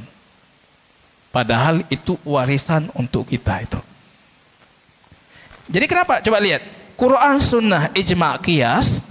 Dari ini lahir produk kaidah usul fiqh dan kaidah fikhiyah. Dengan usul fiqh dan kaidah fikhiyah, akhirnya semua permasalahan umat sampai hari kiamat terjawab. Terjawab. Apa kasus baru apa? Apa kasus baru? Tinggal jawab dengan kaidah fikih, usul fiqh, kaidah usul fiqh. Ini dapat dari mana? Quran, Sunnah, Ijma', Qiyas. Menjawab semua permasalahan fikih kontemporer sampai kiamat kelak. Ini warisan yang luar biasa. Agama lain nggak punya itu. Agama lain itu mentok. Akhirnya pendetanya buat-buat. Tidak punya pijakan seperti ini. Kita punya kaidah fikhiyah, kita punya usul fiqh. Yang memiriskan jamaah, sekarang yang ahli usul fiqh bukan orang yang punya akidah yang benar. Yang ahli kaidah fikhiyah itu bukan orang yang punya akidah yang benar. Jadi senjata ini di tangan orang yang salah. Ini ketika banyak yang lari dari fikih, tidak mau mempelajari fikih, tidak mau mempelajari madhab para ulama, akhirnya ini tertinggalkan. Hari ini bahkan kami sebagai para dai, ketika ingin mencari guru usul fiqh, hampir tidak kita dapatkan alim ulama usul fiqh dari kalangan salaf. Mau mempelajari kaidah fikih, kita tidak dapat ulama salaf yang alim terhadap kaidah fikih. Ini derita para penuntut ilmu seperti kami. Mau mengambil akidah gampang kita, Syekh Fulan, Syekh Fulan, Syekh Fulan. Tapi ketika giliran ini, senjata ini, kita harus belajar kepada orang yang berlainan akidah seperti kita. Ini penyebabnya yang muncul ini. Padahal ini produk bukan ahlu sunnah, ini produk ahlu sunnah. Ini lahir dari Quran, sunnah, ijma, qiyas. 3 madhab ini, Maliki, Syafi'i, Hambali, rujukan madhabnya tetap sama, Quran, sunnah, ijma, qiyas. Quran, sunnah, ijma, qiyas. Yang beda, madhab Hanafi itu madrasah fuqaha. Ya, coba kita lihat dulu. Ini kalau cara Hanafi itu seperti apa? Hanafi itu caranya seperti ini dia. Mereka punya ulama mutaqaddimin yang diakui keilmuannya. Itu 3 orang. Siapa itu? Abu Hanifah, Abu Yusuf muridnya, Hasan Asy-Syaibani. Jadi para ulama Hanafi yang datang setelahnya itu mengumpulkan fatwa 3 imam ini. Dan tentunya 3 imam itu berfatwa berdasarkan Quran, sunnah, ijma, qiyas. Para mutaakhirin Hanafi itu mengambil fatwa 3 imam itu, fatwa mereka itu dicocok-cocokkan, akhirnya dilahirkan kaidah fikhiyah. Jadi beda kaidah fikhiyah dari 3 madhab dengan madhab Hanafi. Kalau madhab Hanafi, kaidah fikhiyah itu lahir dari fatwa 3 imam. Tapi kalau 3 madhab ini, kaidah fikhiyah lahir dari Quran, sunnah, ijma, qiyas. Kaidah fikhiyah ini itu senjata yang mereka gunakan untuk menjawab semua permasalahan fikih sampai qiyamah, sampai hari kiamat kelak. Ketika kita uraikan, rupanya Abu Hanifah, Abu Yusuf ini juga berdalil dengan Quran, sunnah, ijma, qiyas. Akhirnya 4 madhab itu mereka semuanya sumber dalilnya Quran, sunnah, ijma, qiyas. Apa ada masalah bagi kita orang yang bermadhab? Tidak masalah. Kita tidak berfanatik madhab. Tapi orang awam yang tidak punya kapasitas apa-apa, dia tentunya harus mengikuti satu yang dia yakini kebenarannya. Nah, kalau lihat di depan ini, saya lihat ada usul madhab itu. Madhab Hanafi, usul madhabnya Quran, hadis mutawatir, hadis masyhur, hadis ahad. Tapi Imam Abu Hanifah dan pengikutnya dalam madhab Hanafi itu memperketat untuk hadis ahad. Apa syaratnya? Beliau mengatakan syaratnya perawinya tidak menyelisihi zahir hadis. Jangan sampai perawi punya pendapat yang berbeda dengan makna hadis. Perawinya itu harus faqih, harus betul-betul ahli fikih. Kemudian hadis ahad ini bukan berkaitan dengan masalah penting. Kemudian di sini letak kekurangan madhab Hanafi, mereka mengharuskan hadis ahad itu tidak menyelisihi qiyas. Bagi madhab Hanafi, qiyas itu lebih utama dijadikan dalil dibandingkan hadis ahad. Ya, ini letak kurangnya. Tapi secara jumlah, secara usul madhab, Quran, sunnah, ijma, qiyas. Kita lihat madhab Asy-Syafi'i, madhab Maliki. Usul madhabnya Quran, hadis, ijma, qiyas. Tapi ada tambahan 2 di sini. Perkataan para sahabat. Dalam madhab Maliki itu dijadikan dalil. Kemudian amalan penduduk Madinah. Karena mereka berdalil Rasul di situ. penduduk Madinah melihat Rasul beribadah, amalan penduduk Madinah dijadikan dalil. Kalau perkataan para sahabat dengan syarat tidak menyelisihi sahabat lain. Tapi kalau sahabat satu punya perkataan menyelisihi sahabat Nabi yang lain, itu dua-duanya tidak dipakai. Madhab Syafi'i, Al-Quran, hadis yang sahih. Madhab Syafi'i, hadis yang sahih. Yang penting sahih, tidak mesti mutawatir, tidak mesti ahad. Ini lebih tepat. Hadis yang sahih, perkataan para sahabat, tapi dalam konteks tertentu disyaratkan dia, kalau tidak menyelisihi sahabat lain. Ada masalah agama, Nabi tidak punya petunjuk di situ, Quran tidak punya petunjuk, tapi ada sahabat yang memberikan ucapan tertentu berkaitan hal itu. Dan itu tidak diselisih oleh sahabat lain, dalam madhab Syafi'i itu dijadikan dalil. Ijma, qiyas. Ini produk hukumnya. Jadi ketika Anda melihat madhab Syafi'i, jangan Anda berpikir ini madhab Syafi'i itu tidak berdalil. Bukan. Itu berdalil. Karena mereka tidak berani untuk mengatakan ini madhab, apalagi qaul mu'tamad dalam madhab, kalau itu tidak punya sumber dalil. Karena secara madhab mereka kewajiban mengikuti dalil. Makanya jamaah kaum muslimin, saya itu paling heran kalau lahir madhab madrasah ahli kalam, tapi lahir orang-orang fanatik dalam madhab tiga ini. Itu bingung itu. Seharusnya fanatik itu boleh lahir dari madhab Hanafi. Dulu kalau baca sejarah, orang paling fanatik itu madhab apa? Hanafi. Syafi'i enggak, Maliki tidak, Hambali apalagi. Tiga ini tidak mengajarkan kita kefanatikan terhadap tokoh, karena kita sumbernya Quran Sunnah. Tapi kalau madhab Hanafi, itu sumber hukumnya kaidah fikih yang diambil dari fatwa tokoh, maka lahir kefanatikan. Yang lucu sekarang itu terbalik dia. Saya jumpa orang Hanafi enggak fanatik lagi dia. Yang fanatik orang Syafi'i. Kalau fanatik Syafi'i itu lucu. Tapi kalau yang fanatik itu Hambali, itu secara usul madhab ya bisa diterima lah. Karena mereka memang dididik, didoktrin dengan fatwa tokoh. Lahir fanatik ya biasa.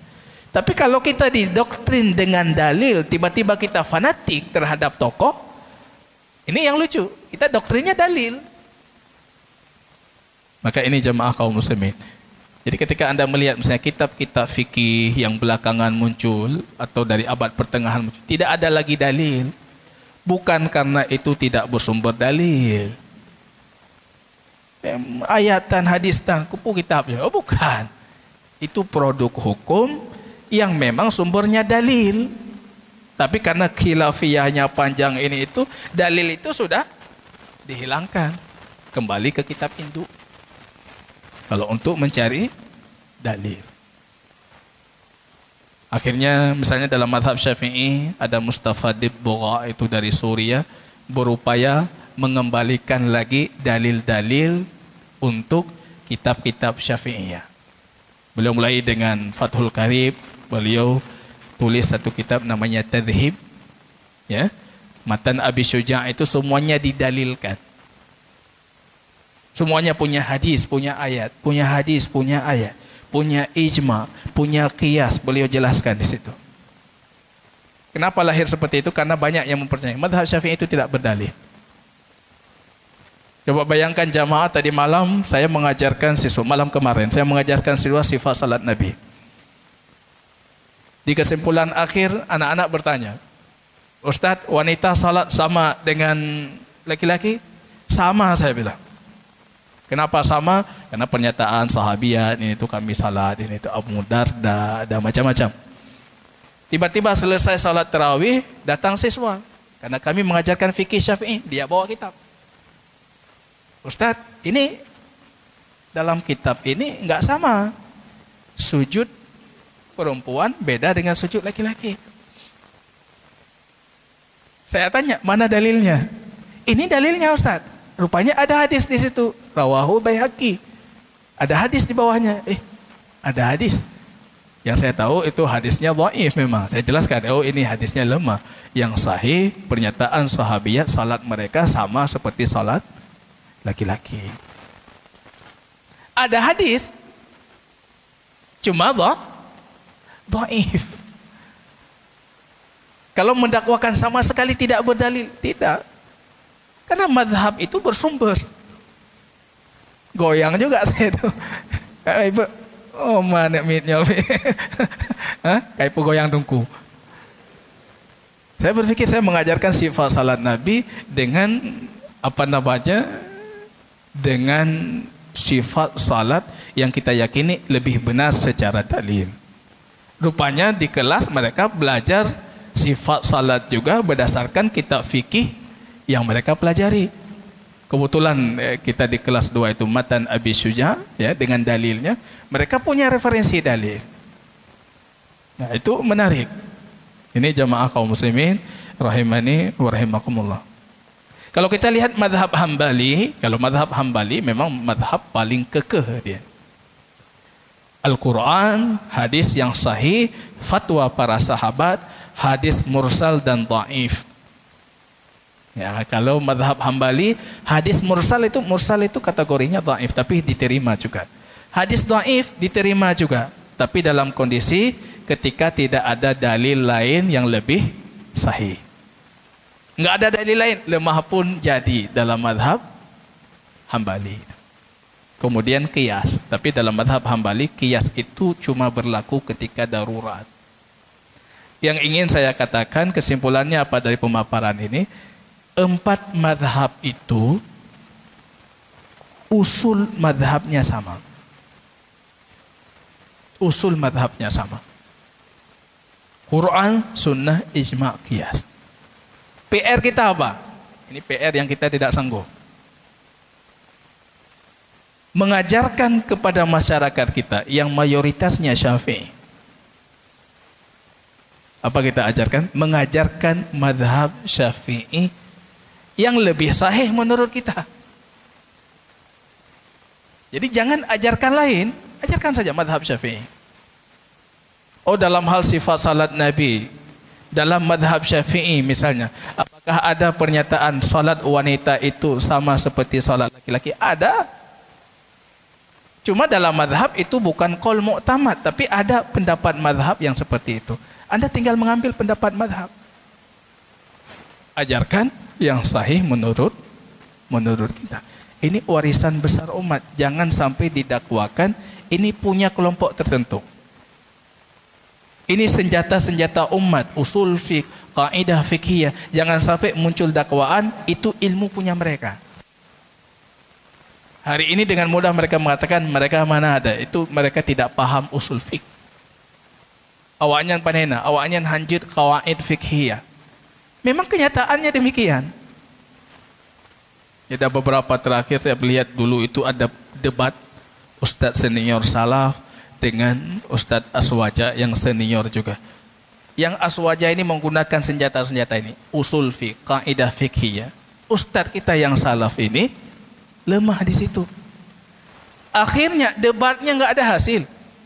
Yang salah mendakwakan kamu menang. Aswaja kamu menang. Tanya yang nonton tahu menang. Tidak selesai. Kalau Ibnu Taimiyah masih hidup, cara beliau bukan seperti itu. Senjata yang sama itu dijadikan sebagai senjata balasan untuk mereka. Ibnu Taimiyah kalau bicara tentang ilmu kalam, seolah-olah beliau ahli kalam. Kalau bicara tentang ilmu falsafah itu Yunani, beliau seolah-olah memang pakarnya itu. Ketika membantah dengan senjata mereka dibantah lagi. Masalahnya selesai. Maka tradisi Ibnu Taimiyah, Imam Ibnu Qayyim kalau membantah sesuatu itu paling kurang 5 aujuh, 5 alasan bantahan. Enggak ada satu, itu jarang Ibnu Taimiyah.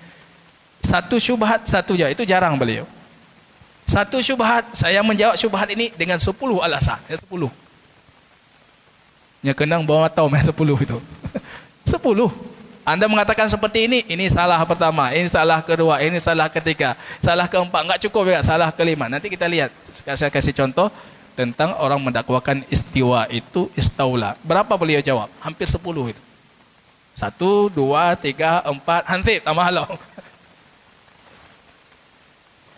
Sehingga tegak hujah. Orang, oh betul yang kau yang pegang.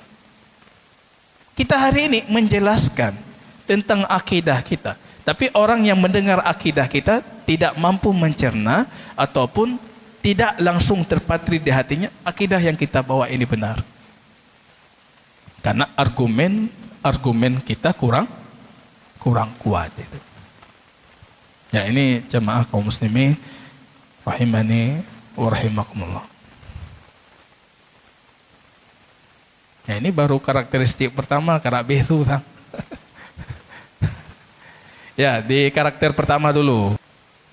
Ya, masih kuat, kita lanjutkan. Ya, ini kita lihat dulu. Satu poin penting lagi. Ini karakteristik kedua. Tadi kita mengatakan tunduk terhadap nas syar'i. Semua orang tunduk kepada Quran dan hadis. Cuma masalahnya Anda sesuai pemahaman siapa? Ahlu sunnah itu tunduk sesuai dengan pemahaman salaful ummah. Rasulullah, sahabat baginda Rasul, para ulama kibar, mu'tamadin, para ulama yang diakui kealiman mereka, merujuk dalam memahami nas syar'i itu dengan pemahaman salaf. Kenapa? Karena dua. Yang pertama, karena pemahaman mereka itu ada jaminan kebenaran. Mereka sudah jamin tadi. Fabi hudahu muqtadih, maka dengan petunjuk yang ada pada mereka hendaknya kalian mengikutinya. Itu alasan pertama kenapa kita harus kekeh dengan pemahaman salaf. Yang kedua, menjaga dari kemungkinan jatuh dalam kesalahan atau kesesatan dalam memahami. Karena kadangkala ayat nas syar'i, Quran, hadis itu ada yang multi pemahaman.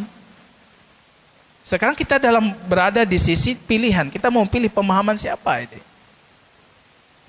Siapa yang dijamin kebenaran pemahaman mereka dengan kefasihan bahasa yang mereka miliki, kesucian hati yang mereka miliki, kemudian mereka itu mengikuti turunnya wahyu. Sahabat. Apa beda sahabat dengan kita? Sahabat itu mengikuti turunnya wahyu. Berarti mereka orang yang paling memahami tentang wahyu itu. Yang kedua, sahabat itu apa? Lisan mereka fasih. Bahasa Arab mereka itu fasih. Belum bercampur aduk dengan bahasa-bahasa lain. Yang ketiga, apa kelebihan mereka? Kelebihan mereka, qulubuhun naqiyah. Hati mereka bersih. Tanya hati naga. Hati mereka bersih. Mereka memang targetnya kebenaran. Berarti cara kita beragama harus sesuai dengan pemahaman mereka. Kalau tidak, terjerumus kepada apa? Terjerumus ke dalam kesalahan dalam memahami nas syar'i. Ini kata Imam Ibn Qayyim dalam kitab Ar-Ruh, bal su'ul fahm anillah wa rasulihi aslun kullu bid'ah. Buruk dalam memahami, salah dalam memahami apa yang Allah dan Rasulnya katakan, itu adalah puncak dari segala bentuk kebid'ahan yang ada dalam agama dan kesesatan. Nasya'at fil Islam.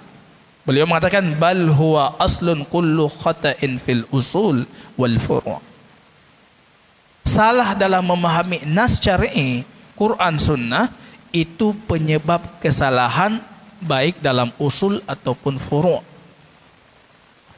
Wala siyama, kata beliau, apalagi kalau ditambah dengan su'ul qasad, ada niat yang salah. Ada orang salah memahami, salah. Ada orang sudah salah memahami, i'tiqadnya, niatnya juga salah. Jadi melahirkan kesalahan lebih besar. Makanya kita harus kembali ke pemahaman yang sudah Allah jamin kebenaran pemahaman mereka. Dari Abi Sa'id sahih rawahu Nasa'i wa Ahmad, inna minkum, kata baginda Rasul, dari kalian itu ada yang akan memerangi orang-orang yang mentakwil Al-Quran, sebagaimana aku memerangi orang-orang yang tidak menerima Al-Quran ketika Al-Quran itu diturunkan. Coba dengar hadis baginda Rasul. Rasul melihat para sahabatnya. Di antara kalian ini ada satu orang nanti, dia akan memerangi orang-orang yang mentakwil Al-Quran, seperti aku memerangi orang Quraisy ketika mereka menolak kalau Al-Quran itu ketika diturunkan. Orang Quraisy kan tidak menerima Al-Quran. Aku memerangi mereka. Di antara kalian ada yang akan memerangi terhadap pemahaman Al-Quran itu. Jadi ketika itu para sahabat mengatakan Abu Bakar, karena yang paling menonjolkan Abu Bakar. Abu Bakar, ada yang melihat Umar. Ya, ini dua sahabat ini paling menonjol. Rasul mengatakan bukan, tapi yang lagi pegang sandal itu. Siapa yang lagi pegang sandal itu? Ali. Ali tengah ucap tilap. Yang pegang tilap. Siapa yang memerangi? Dalam sejarah rupanya Ali. Memerangi siapa? Khawarij. Khawarij berdalil dengan Quran, berdalil dengan sunnah, tapi pemahamannya salah. Diperangi oleh Ali. Artinya tidak cukup Anda berdalil dengan Quran dan sunnah, harus dengan pemahaman siapa. Menariknya apa? Dalam sejarah Islam, Khawarij itu ribuan orang itu yang pergi ke Nahrain itu untuk keluar dari Khalifah Ali. Tidak ada satupun dari mereka sahabat. Sekian ribu orang, tidak ada sahabat. Nah, sahabat kadang sahabat kurun carang tiroi tamang kena, tidak ada. Itu hebatnya. Begitu artinya mereka kalau usul agama itu sudah terbentuk, sahabat baginda Rasul. Sekian ribu jamaah Khawarij, satu orang sahabat tidak ada. Maka pernah dalam riwayat itu Ali bertanya, "Soleh wa'yan, fulan, hana lunturi lago." Karena memang orang tidak dikenal, diperangi. Ali memerangi pemahaman mereka terhadap Al-Quran. Maka Rasul mengatakan ada di antara kalian akan memerangi orang-orang karena salah memahami Al-Quran. Jadi sekarang mana ada kelompok yang tidak berdalil dengan Quran dan hadis? Cuma salah cara berdalil. Kalau salah cara itu kesalahan, apalagi diikuti dengan hawa nafsu, memang keinginannya untuk salah, itu lebih besar kesalahannya. Coba lihat, ini ada hadis tapi sanadnya didhaifkan oleh Syekh Albani. Di hadis ini menarik, maka saya nukilkan. Barang siapa, kata baginda Rasul, berbicara tentang Al-Quran dengan pendapatnya, walaupun dia benar, maka dia salah. Pendapatnya benar tentang Al-Quran itu, tapi dia salah. Kenapa salah? Caranya salah. Kali ini benar, tapi kalau cara salah dilegalkan, tinggal di peluboh kesalahan dilikut. Maka dari awal, Anda berbicara tentang Quran dengan kepala Anda sendiri, walaupun Anda benar, Anda salah. Tapi pendapatnya betul, salah dia, caranya salah. Intinya cara. Berbicara tentang karakteristik ini berbicara tentang cara.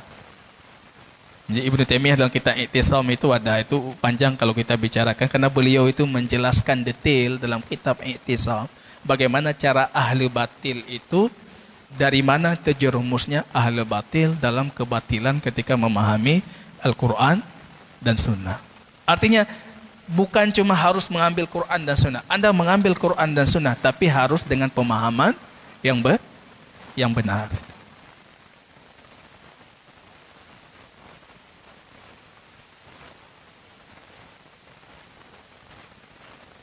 Kalau kita buat logika sederhana, ya, ini misalnya kita kasih satu contoh di sini, ya. Orang ketika menentukan arah kiblat, ada orang tidak berijtihad, kemudian dia menghadap kiblat itu. Rupanya betul yang dia hadap itu kiblat.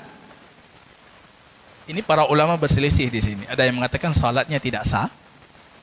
Ada juga yang mengatakan kalau betul salatnya sah, tapi diperselisihkan.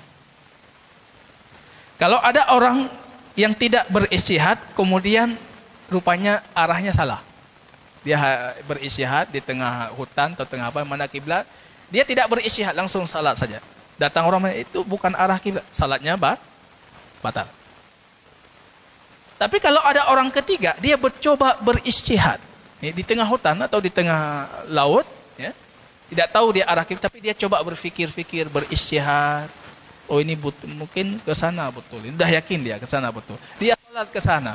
Selesai salat baru tahu kalau arahnya salah. Dia tidak perlu mengulangi karena salatnya benar. Kenapa bisa benar? Karena caranya benar. Cara. Ini berbicara tentang cara. Bagaimana cara Anda memahami? Yang perlu diperhatikan apa? Bersihkan hati dari jeratan hawa nafsu dalam mencari kebenaran. Imam Syafi'i berdebat. Ya. Beliau mengatakan, demi Allah, setiap aku mendebatinya, aku memohon kepada Allah supaya kebenaran itu keluar dari lidahnya. Yang menang itu kebenaran, bukan saya atau dia.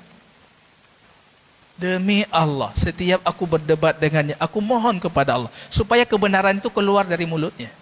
Kenapa? Kalau kebenaran keluar dari mulutnya, saya menerima kebenaran, saya amalkan itu, dan tidak muncul rasa ujub dan takabur. Tapi kalau kebenaran keluar dari mulut saya, yang betul saya, keluar rasa ujub dan takabur. Memang kita amalkan itu, tapi ada masuk penyakit lain.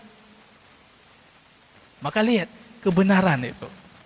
Maka tadi dalam dialog Imam Syafi'i dengan Abu Ubaid Al-Qasim, karena memang mencari kebenaran, akhirnya pendapat Abu Ubaid diyakini benar oleh Syafi'i, pendapat Asy-Syafi'i diyakini benar oleh Abu Ubaid. Kalau kita tidak, sebelum berdebat kita sudah yakin tu, nyoh hanjit talung. Nangon dilikut igesuk lo, nyoh baik talung ro ni. Kita memang tidak membersihkan hati. Anda mencari kebenaran atau mencari pembenaran.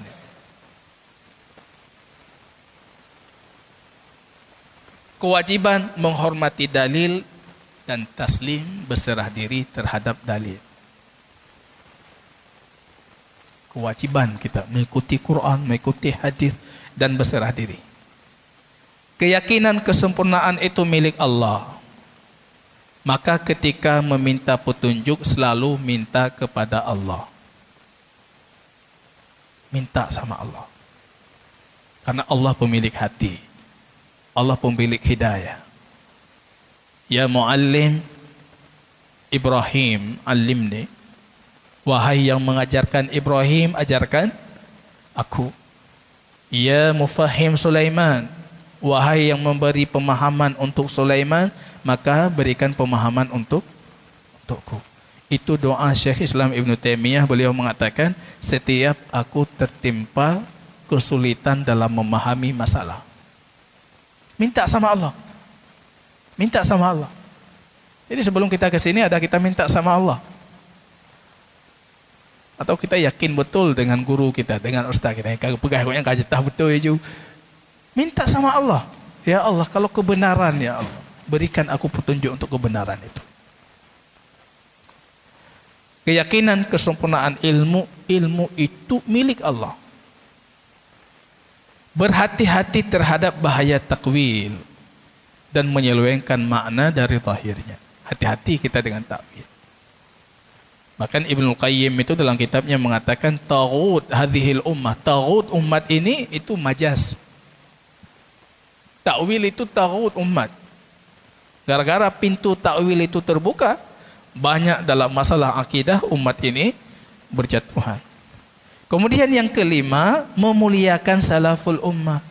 Muliakan dulu generasi salaf. Katakan cara mereka itu aslam wa a'lam wa ahkam.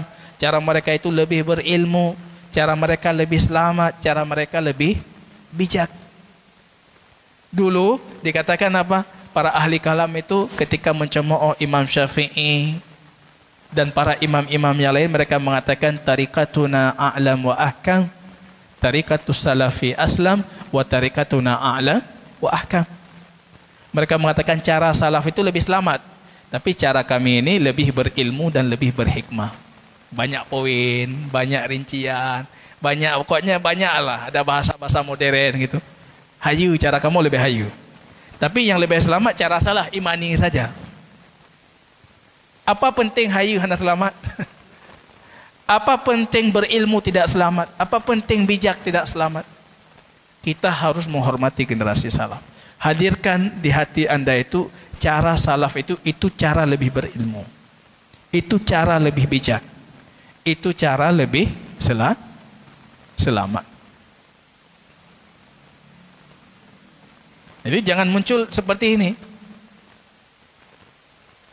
Jaham ibnu Sufyan itu ketika membaca ayat laisa kamislihi syai' wa huwas samiul basir, bukan seperti sesuatu apapun dan dia itu, Allah itu maha mendengar dan maha melihat. Dia berkomentar mengatakan, jika sekiranya ayat ini bisa saya gosok dan hilang dari Al-Quran. Itu bukan orang mencari kebenaran. Kalau dia mencari kebenaran, datang kebenaran, ya terima. Tapi kini ketika datang kebenaran, dia berpikir, oh ayat nyolok. Kalau ayat ini bisa saya gosok, hilang dari Al-Quran. Biar tidak punya hujah untuk mereka para ahli hadis ketika menentang pemahaman Jahmiyah yang dia bawa. Orang tidak jujur dengan kebenaran. Ya? Imam Tahawi mengatakan, la tasbut qadamul Islam ila ala dhahri taslim wal istislam. Bahaya takwil. Bahaya sekali takwil. Merusak berbagai macam i'tiqad ahlu sunnah gara-gara takwil. Ini rinciannya ketika kita berbicara tentang sifat-sifat Allah. Sifat turun ditakwil. Yanzilu Rabbuna inda sulus lail akhir, ketika sepertiga malam terakhir Allah itu turun. Ibnu Qayyim bertanya, kira-kira Rasul mengabarkan untuk para sahabat Allah turun sepertiga malam terakhir itu tujuannya apa? Apa kira-kira tujuannya? Untuk apa? Untuk memotivasi beribadah. Kalau kira-kira maknanya, tapi hanya betul-betul turun. Apa itu motivasi? Allah turun sepertiga malam terakhir, tujuannya untuk memotivasi. Tapi kalau bagi orang bertakwil itu mengatakan, hanya betul-betul turun, bukan Allah yang turun. Artinya hilang motivasinya. Dan tidak mungkin Rasul memotivasi dengan sesuatu kedustaan. Kan tujuannya memotivasi. Tapi Quran itu kitab hidayah. Ya, bukan kitab yang penuh dengan kebingungan dan ambigu. Yaitu tidak datang dengan sesuatu ambigu. Makanya bukan cuma sebatas ya harus benar, tapi yang kita inginkan caranya juga benar. Wallahu ta'ala alam. Apa yang ada mau didiskusikan untuk poin kedua ini, harus merujuk ke pemahaman salaful ummah. Karena pemahaman yang sudah dijamin kebenarannya itu pemahaman mereka. Apalagi yang masih hidup, tidak teraman dari fitnah. Yang masih hidup jangan jadikan rujukan. Fitnah dunia, fitnah syahwat, fitnah syubhat itu belum tentu aman. Tapi generasi yang sudah wafat, mereka sudah terbukti kesalehan mereka, bahkan sampai mereka masuk kubur mereka itu.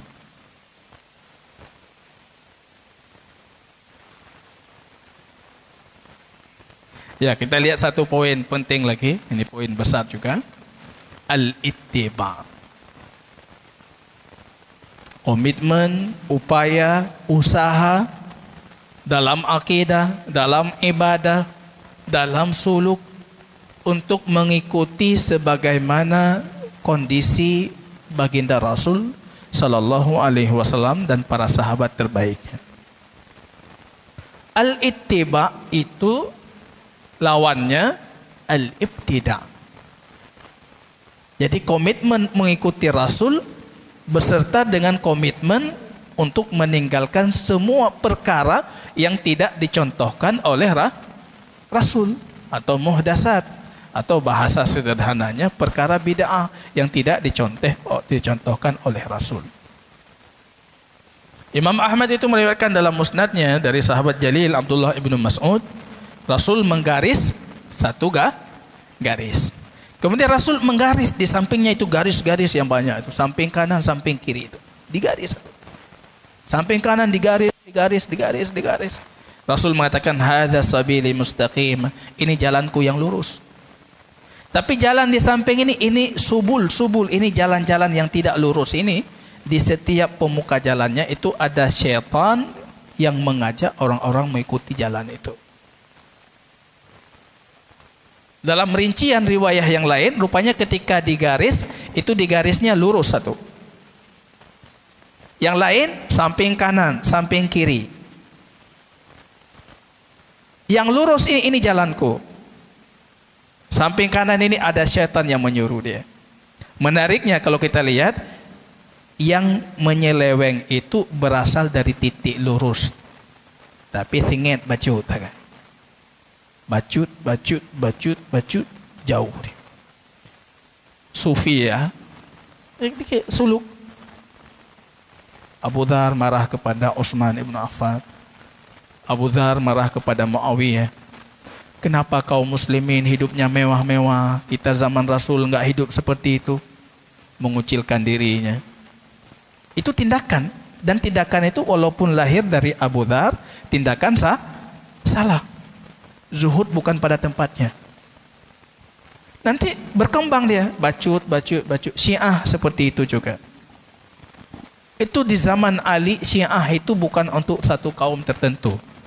Ada Syiah Utsman, ada Syiah Aisyah, ada Syiah Talha, ada Syiah Ali. Syiah itu artinya pengikut setia. Ada pengikut setia Aisyah ketika perang Jamal. Ada Syiah Ali, ada Syiah Utsman. Menyelewengnya sedikit. Bacut ujungnya parah. Semua sekte-sekte yang ada itu bermula dari sedikit. Jauh. Maka upaya kita itu berjalan di tengah ini. Sebisa mungkin bertahan di tengah itu. Itu namanya ittiba. Berupaya mengikuti di tengah itu berjalan. Jangan menyeleweng sedikit. Untuk apa mencari fadilah yang tidak jelas kalau ujung-ujungnya akan membawa kita jauh dari kebenaran. Ini yang terjerumus banyak masyarakat kita itu.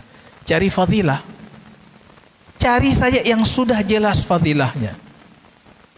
Anda baca Quran dari pagi sampai malam sampai pagi lagi, insya Allah tidak ada satupun ulama yang mengatakan Anda berdosa. Itu fadilahnya jelas. Anda mau qiyamul lail terserah Anda. Tidak ada ulama yang mengatakan Anda berdosa lebih rakaat. Enggak ada masalah, tambah aja. Kalau takut terbit fajar, witir satu rakaat. Kita kapan takut terbit fajar posipluh kabeh sembahyang mandu? Hadis itu enggak masuk ke kita jemaah. Rasul mengatakan salat 2 kalau takut terbit fajar salat 1 rakaat. Tanya posipluh kan? Kabeh dumpu hina karengkap baret hina, paket lengkap. Ada qiyamul lail, kita qiyamul lail lagi. Mau tambah berapa Anda tambah? Tidak masalah. Siapa ulama yang menyesatkan Anda? Tidak ada. Kalau takut terbit fajar, ini udah ragu-ragu ini mau sahur ya, ada salat 1 rakaat saja. Untuk apa Anda mencari fadilah yang belum jelas? Kalau ujungnya itu membawa kepada keburukan yang jelas. Lebih mending cari fadilah yang jelas. Apa fadilahnya? Baca Quran, Quran baca aja. Tidak ada yang menyalahkan dan Anda pasti berpahala. Tapi ketika kita membuat satu ibadah yang belum jelas nih, ibadah ini, ada orang mengatakan itu bid'ah, kita mengatakan itu belum jelas itu. Fadilahnya kita ngotot, yang fadilah belum jelas itu kita lakukan. Padahal ada kemungkinan, setidaknya di situ ada kemungkinan salah. Cari aja fadilah yang sudah jelas itu. Apa definisi bid'ah? Ini definisi terbaik bid'ah.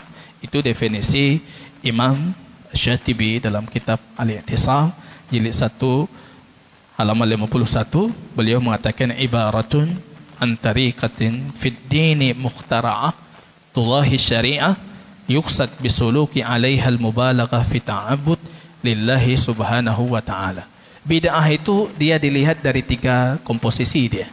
Yang pertama, bid'ah itu tariqatun fid din, cara dalam beragama, dan itu mukhtara'ah, caranya baru.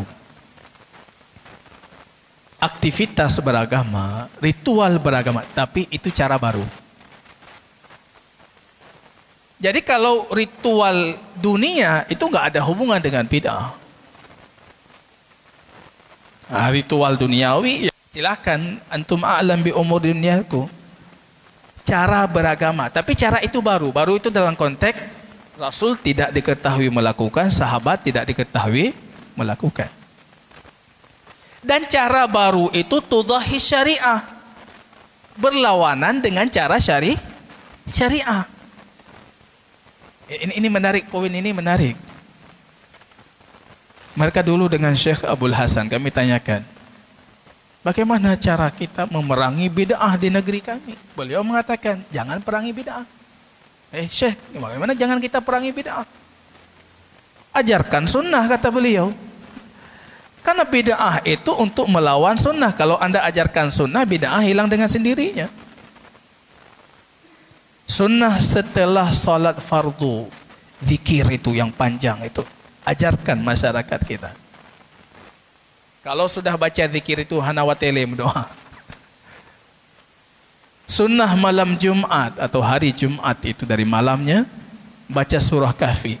Ada jamaah tanya saya, Ustaz, tadi malam saya baca surah Kahfi, tidak sempat lagi saya baca Yasin. Alhamdulillah, nepa habis je surah Kahfi baca tu. Ujungnya tidak sempat. Tugas Anda ajarkan sunnahnya. Tidak ada masalah dengan masyarakat kita. Malam Jumat disunahkan kita baca surah Kahfi. Dalilnya ini, fadilahnya ini. Itu masyarakat awam yang mendengar itu mengamalkan. Karena dia tahu fadilahnya lebih besar yang selama ini dia tahu dibandingkan membaca surat Yasin. Akhirnya apa? Mereka akan mengamalkan surah Kahfi. Ada dari mereka mencoba menggabungkan. Tapi ujung-ujungnya futur. Tinggal surah Kahfi. Beliau Syekh Abdul Hasan mengatakan, begitu cara saya masuk di provinsi Ma'rib. Rupanya beliau di Ma'rib itu, beliau mengatakan dulu ada satu tungku, kalau bahasa kita tungku. Beliau itu tungku nomor rujukan di situ, masyarakat semuanya di situ. Saya ketika pertama kali tiba di sini, beliau mengatakan, kalian mantap mengamalkan yang sunnah. Orang bertanya, iya nak buat lagi ya? Laginya Nabi you ini. Jadi yang lagi aja, ohnya nom. Akhirnya orang kembali ke beliau meninggalkan yang itu. Itu pengalaman beliau. Itu tudahi syariah. Karena ketika datang sebuah bid'ah, itu tujuannya untuk melawan sebuah syariah. Dan yang ketiga, itu indikator penting dari sebuah bid'ah, yuqsad bisuluki 'alaihal mubalaghah fi ta'abbud. Maksud pelakunya untuk mendapatkan pahala beribadah. Kalau 3 komponen ini terpenuhi, maka itu dikatakan bid'ah. Nah, 3 komponen tadi. Harus dia cara baru dalam beragama. Kemudian cara baru ini berlawanan dengan cara beragama yang benar. Dan yang ketiga, bermaksud pelakunya itu mencari keridhaan Tuhan. Dia mencari pahala. Dan nanti kita lihat ada bid'ah qauliyah i'tiqadiyah. Ini lebih parah. Bid'ah dalam berakidah. Mu'attilah, Mujassimah, Musyabbihah, Jabariyah, Mu'tazilah. Itu bid'ah i'tiqadiyah. Ini kedudukannya lebih besar. Ada bid'ah amaliyah. Bid'ah amaliyah itu sering 2 bentuk dia. Ada yang sama sekali tidak ada dasar dalam syariah, memang tidak ada praktek sama sekali.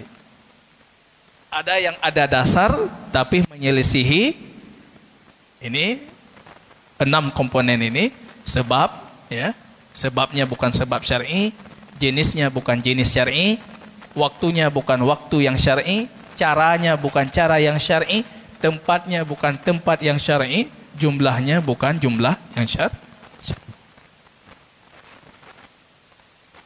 Kami merayakan malam Isra Mi'raj. Kenapa Anda merayakan itu? Karena malam itu Isra Mi'raj Rasul. Itu sebab itu ada di zaman Nabi. Tapi Rasul tidak merayakan. Maka itu kategorinya bid'ah.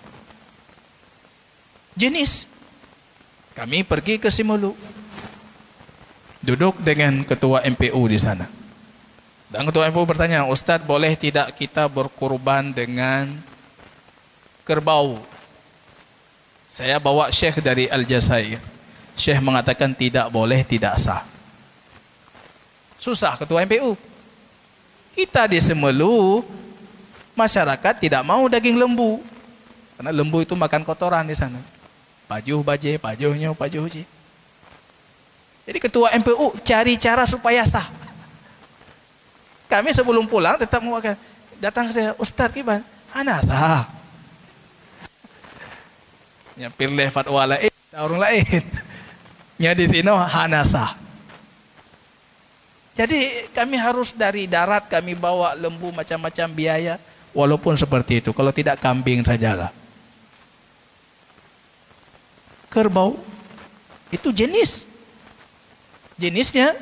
tidak syar'i untuk kurban.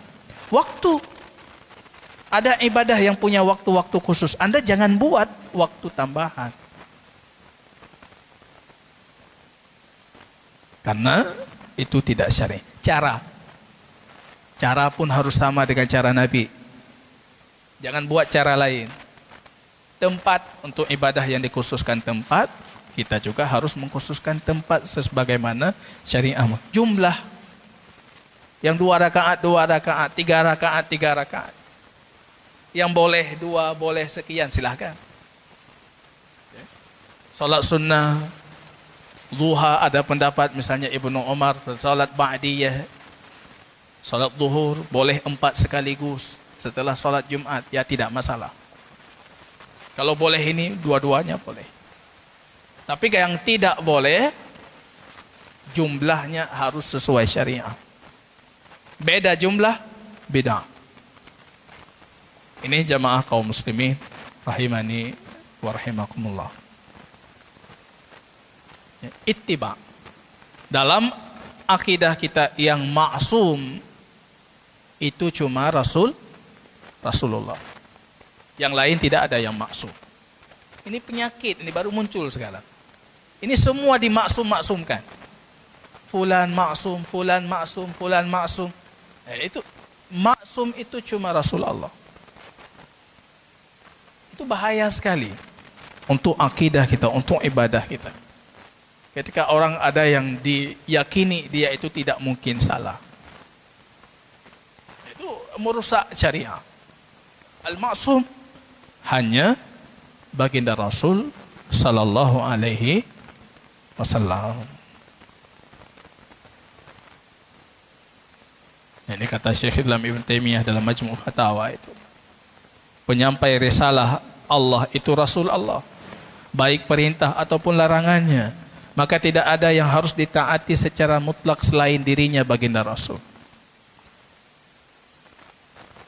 Kalau sekiranya seorang itu menjadikan seorang imam atau guru sebagai Tuhan, meminta kepadanya dalam kondisi tidak hadir atau setelah wafatnya, beristighasah dengannya dan menyampaikan kepadanya kebutuhannya, yang bahwa ketaatan itu hanya untuk orang hidup, hadir yang bisa memerintahkan, melarang apa yang dia kehendaki, maka mayit itu sudah diserupakan dengan Allah. Itu beliau berbicara, kelanjutan dari pembahasan tadi, beliau berbicara tentang istighasah yang haram, meminta kepada mayit-mayit dan macam-macam. Ini manhaj Ahlussunnah dalam hal ismah. Ketaatan secara mutlak tidak untuk makhluk selain para nabi dan rasul. Ini salah satu dari rahasia yang kita sebutkan tadi. Kenapa ada yang ngotot Nabi Khidir masih hidup? Paling kurang mereka mengatakan masih ada yang maksum. Semua yang dikabarkannya pasti betul, tidak mungkin salah. Itu celah yang sedang dicari. Kenapa Nabi Khidir masih hidup? Ya, itu celahnya. Maka potong celah itu dengan mengatakan Nabi Khidir sudah selesai. Kalau masih hidup, orang yang paling berhak beliau temui yaitu baginda Rasul ketika beliau masih hidup. Ketaatan mutlak tidak untuk makhluk selain para nabi dan rasul. Ahlussunnah bersedia menjadi penolong ucapan baginda Rasul. Siap Ahlussunnah itu menjadi nasirus sunnah, penolong sunnah. Macam-macam kita sesuai kapasitas kita. Yang punya kapasitas keilmuan terhadap sunnah dakwahkan itu. Anda tidak punya kapasitas harta. Posisikan diri Anda sebagai Utsman ibnu Affan dalam dakwah ini. Anda tidak punya itu, tapi hanya punya pendapat-pendapat yang bagus yang bisa membantu para ustadz-ustadz yang mendakwahkan sunnah. Posisikan diri Anda seperti Ali bin Abi Thalib. Jadi lihat kapasitas diri. Tapi posisi kita tetap nasirus sunnah, penolong sunnah. Tidak ada perantara antara Allah dan makhluknya, baik hal penciptaan, rizki, pertolongan, petunjuk dan lain. Para rasul itu hanya perantara untuk risalah. Rasul itu cuma perantara untuk risalah saja. Masalah rizki, masalah lain-lain itu tidak ada hubungan dengan rasul. Minta langsung itu. Menjadikan Allah dan rasul sebagai rujukan dalam setiap perselisihan. Tidak ada seorang pun yang maksum setelah baginda Rasulullah. Wallahu ta'ala bersama, kita cukupkan di sini. Barakallahu fiikum. Subhanakallahumma wa bihamdika asyhadu an la ilaha illa anta astaghfiruka wa atubu ilaik. Assalamualaikum warahmatullahi wabarakatuh.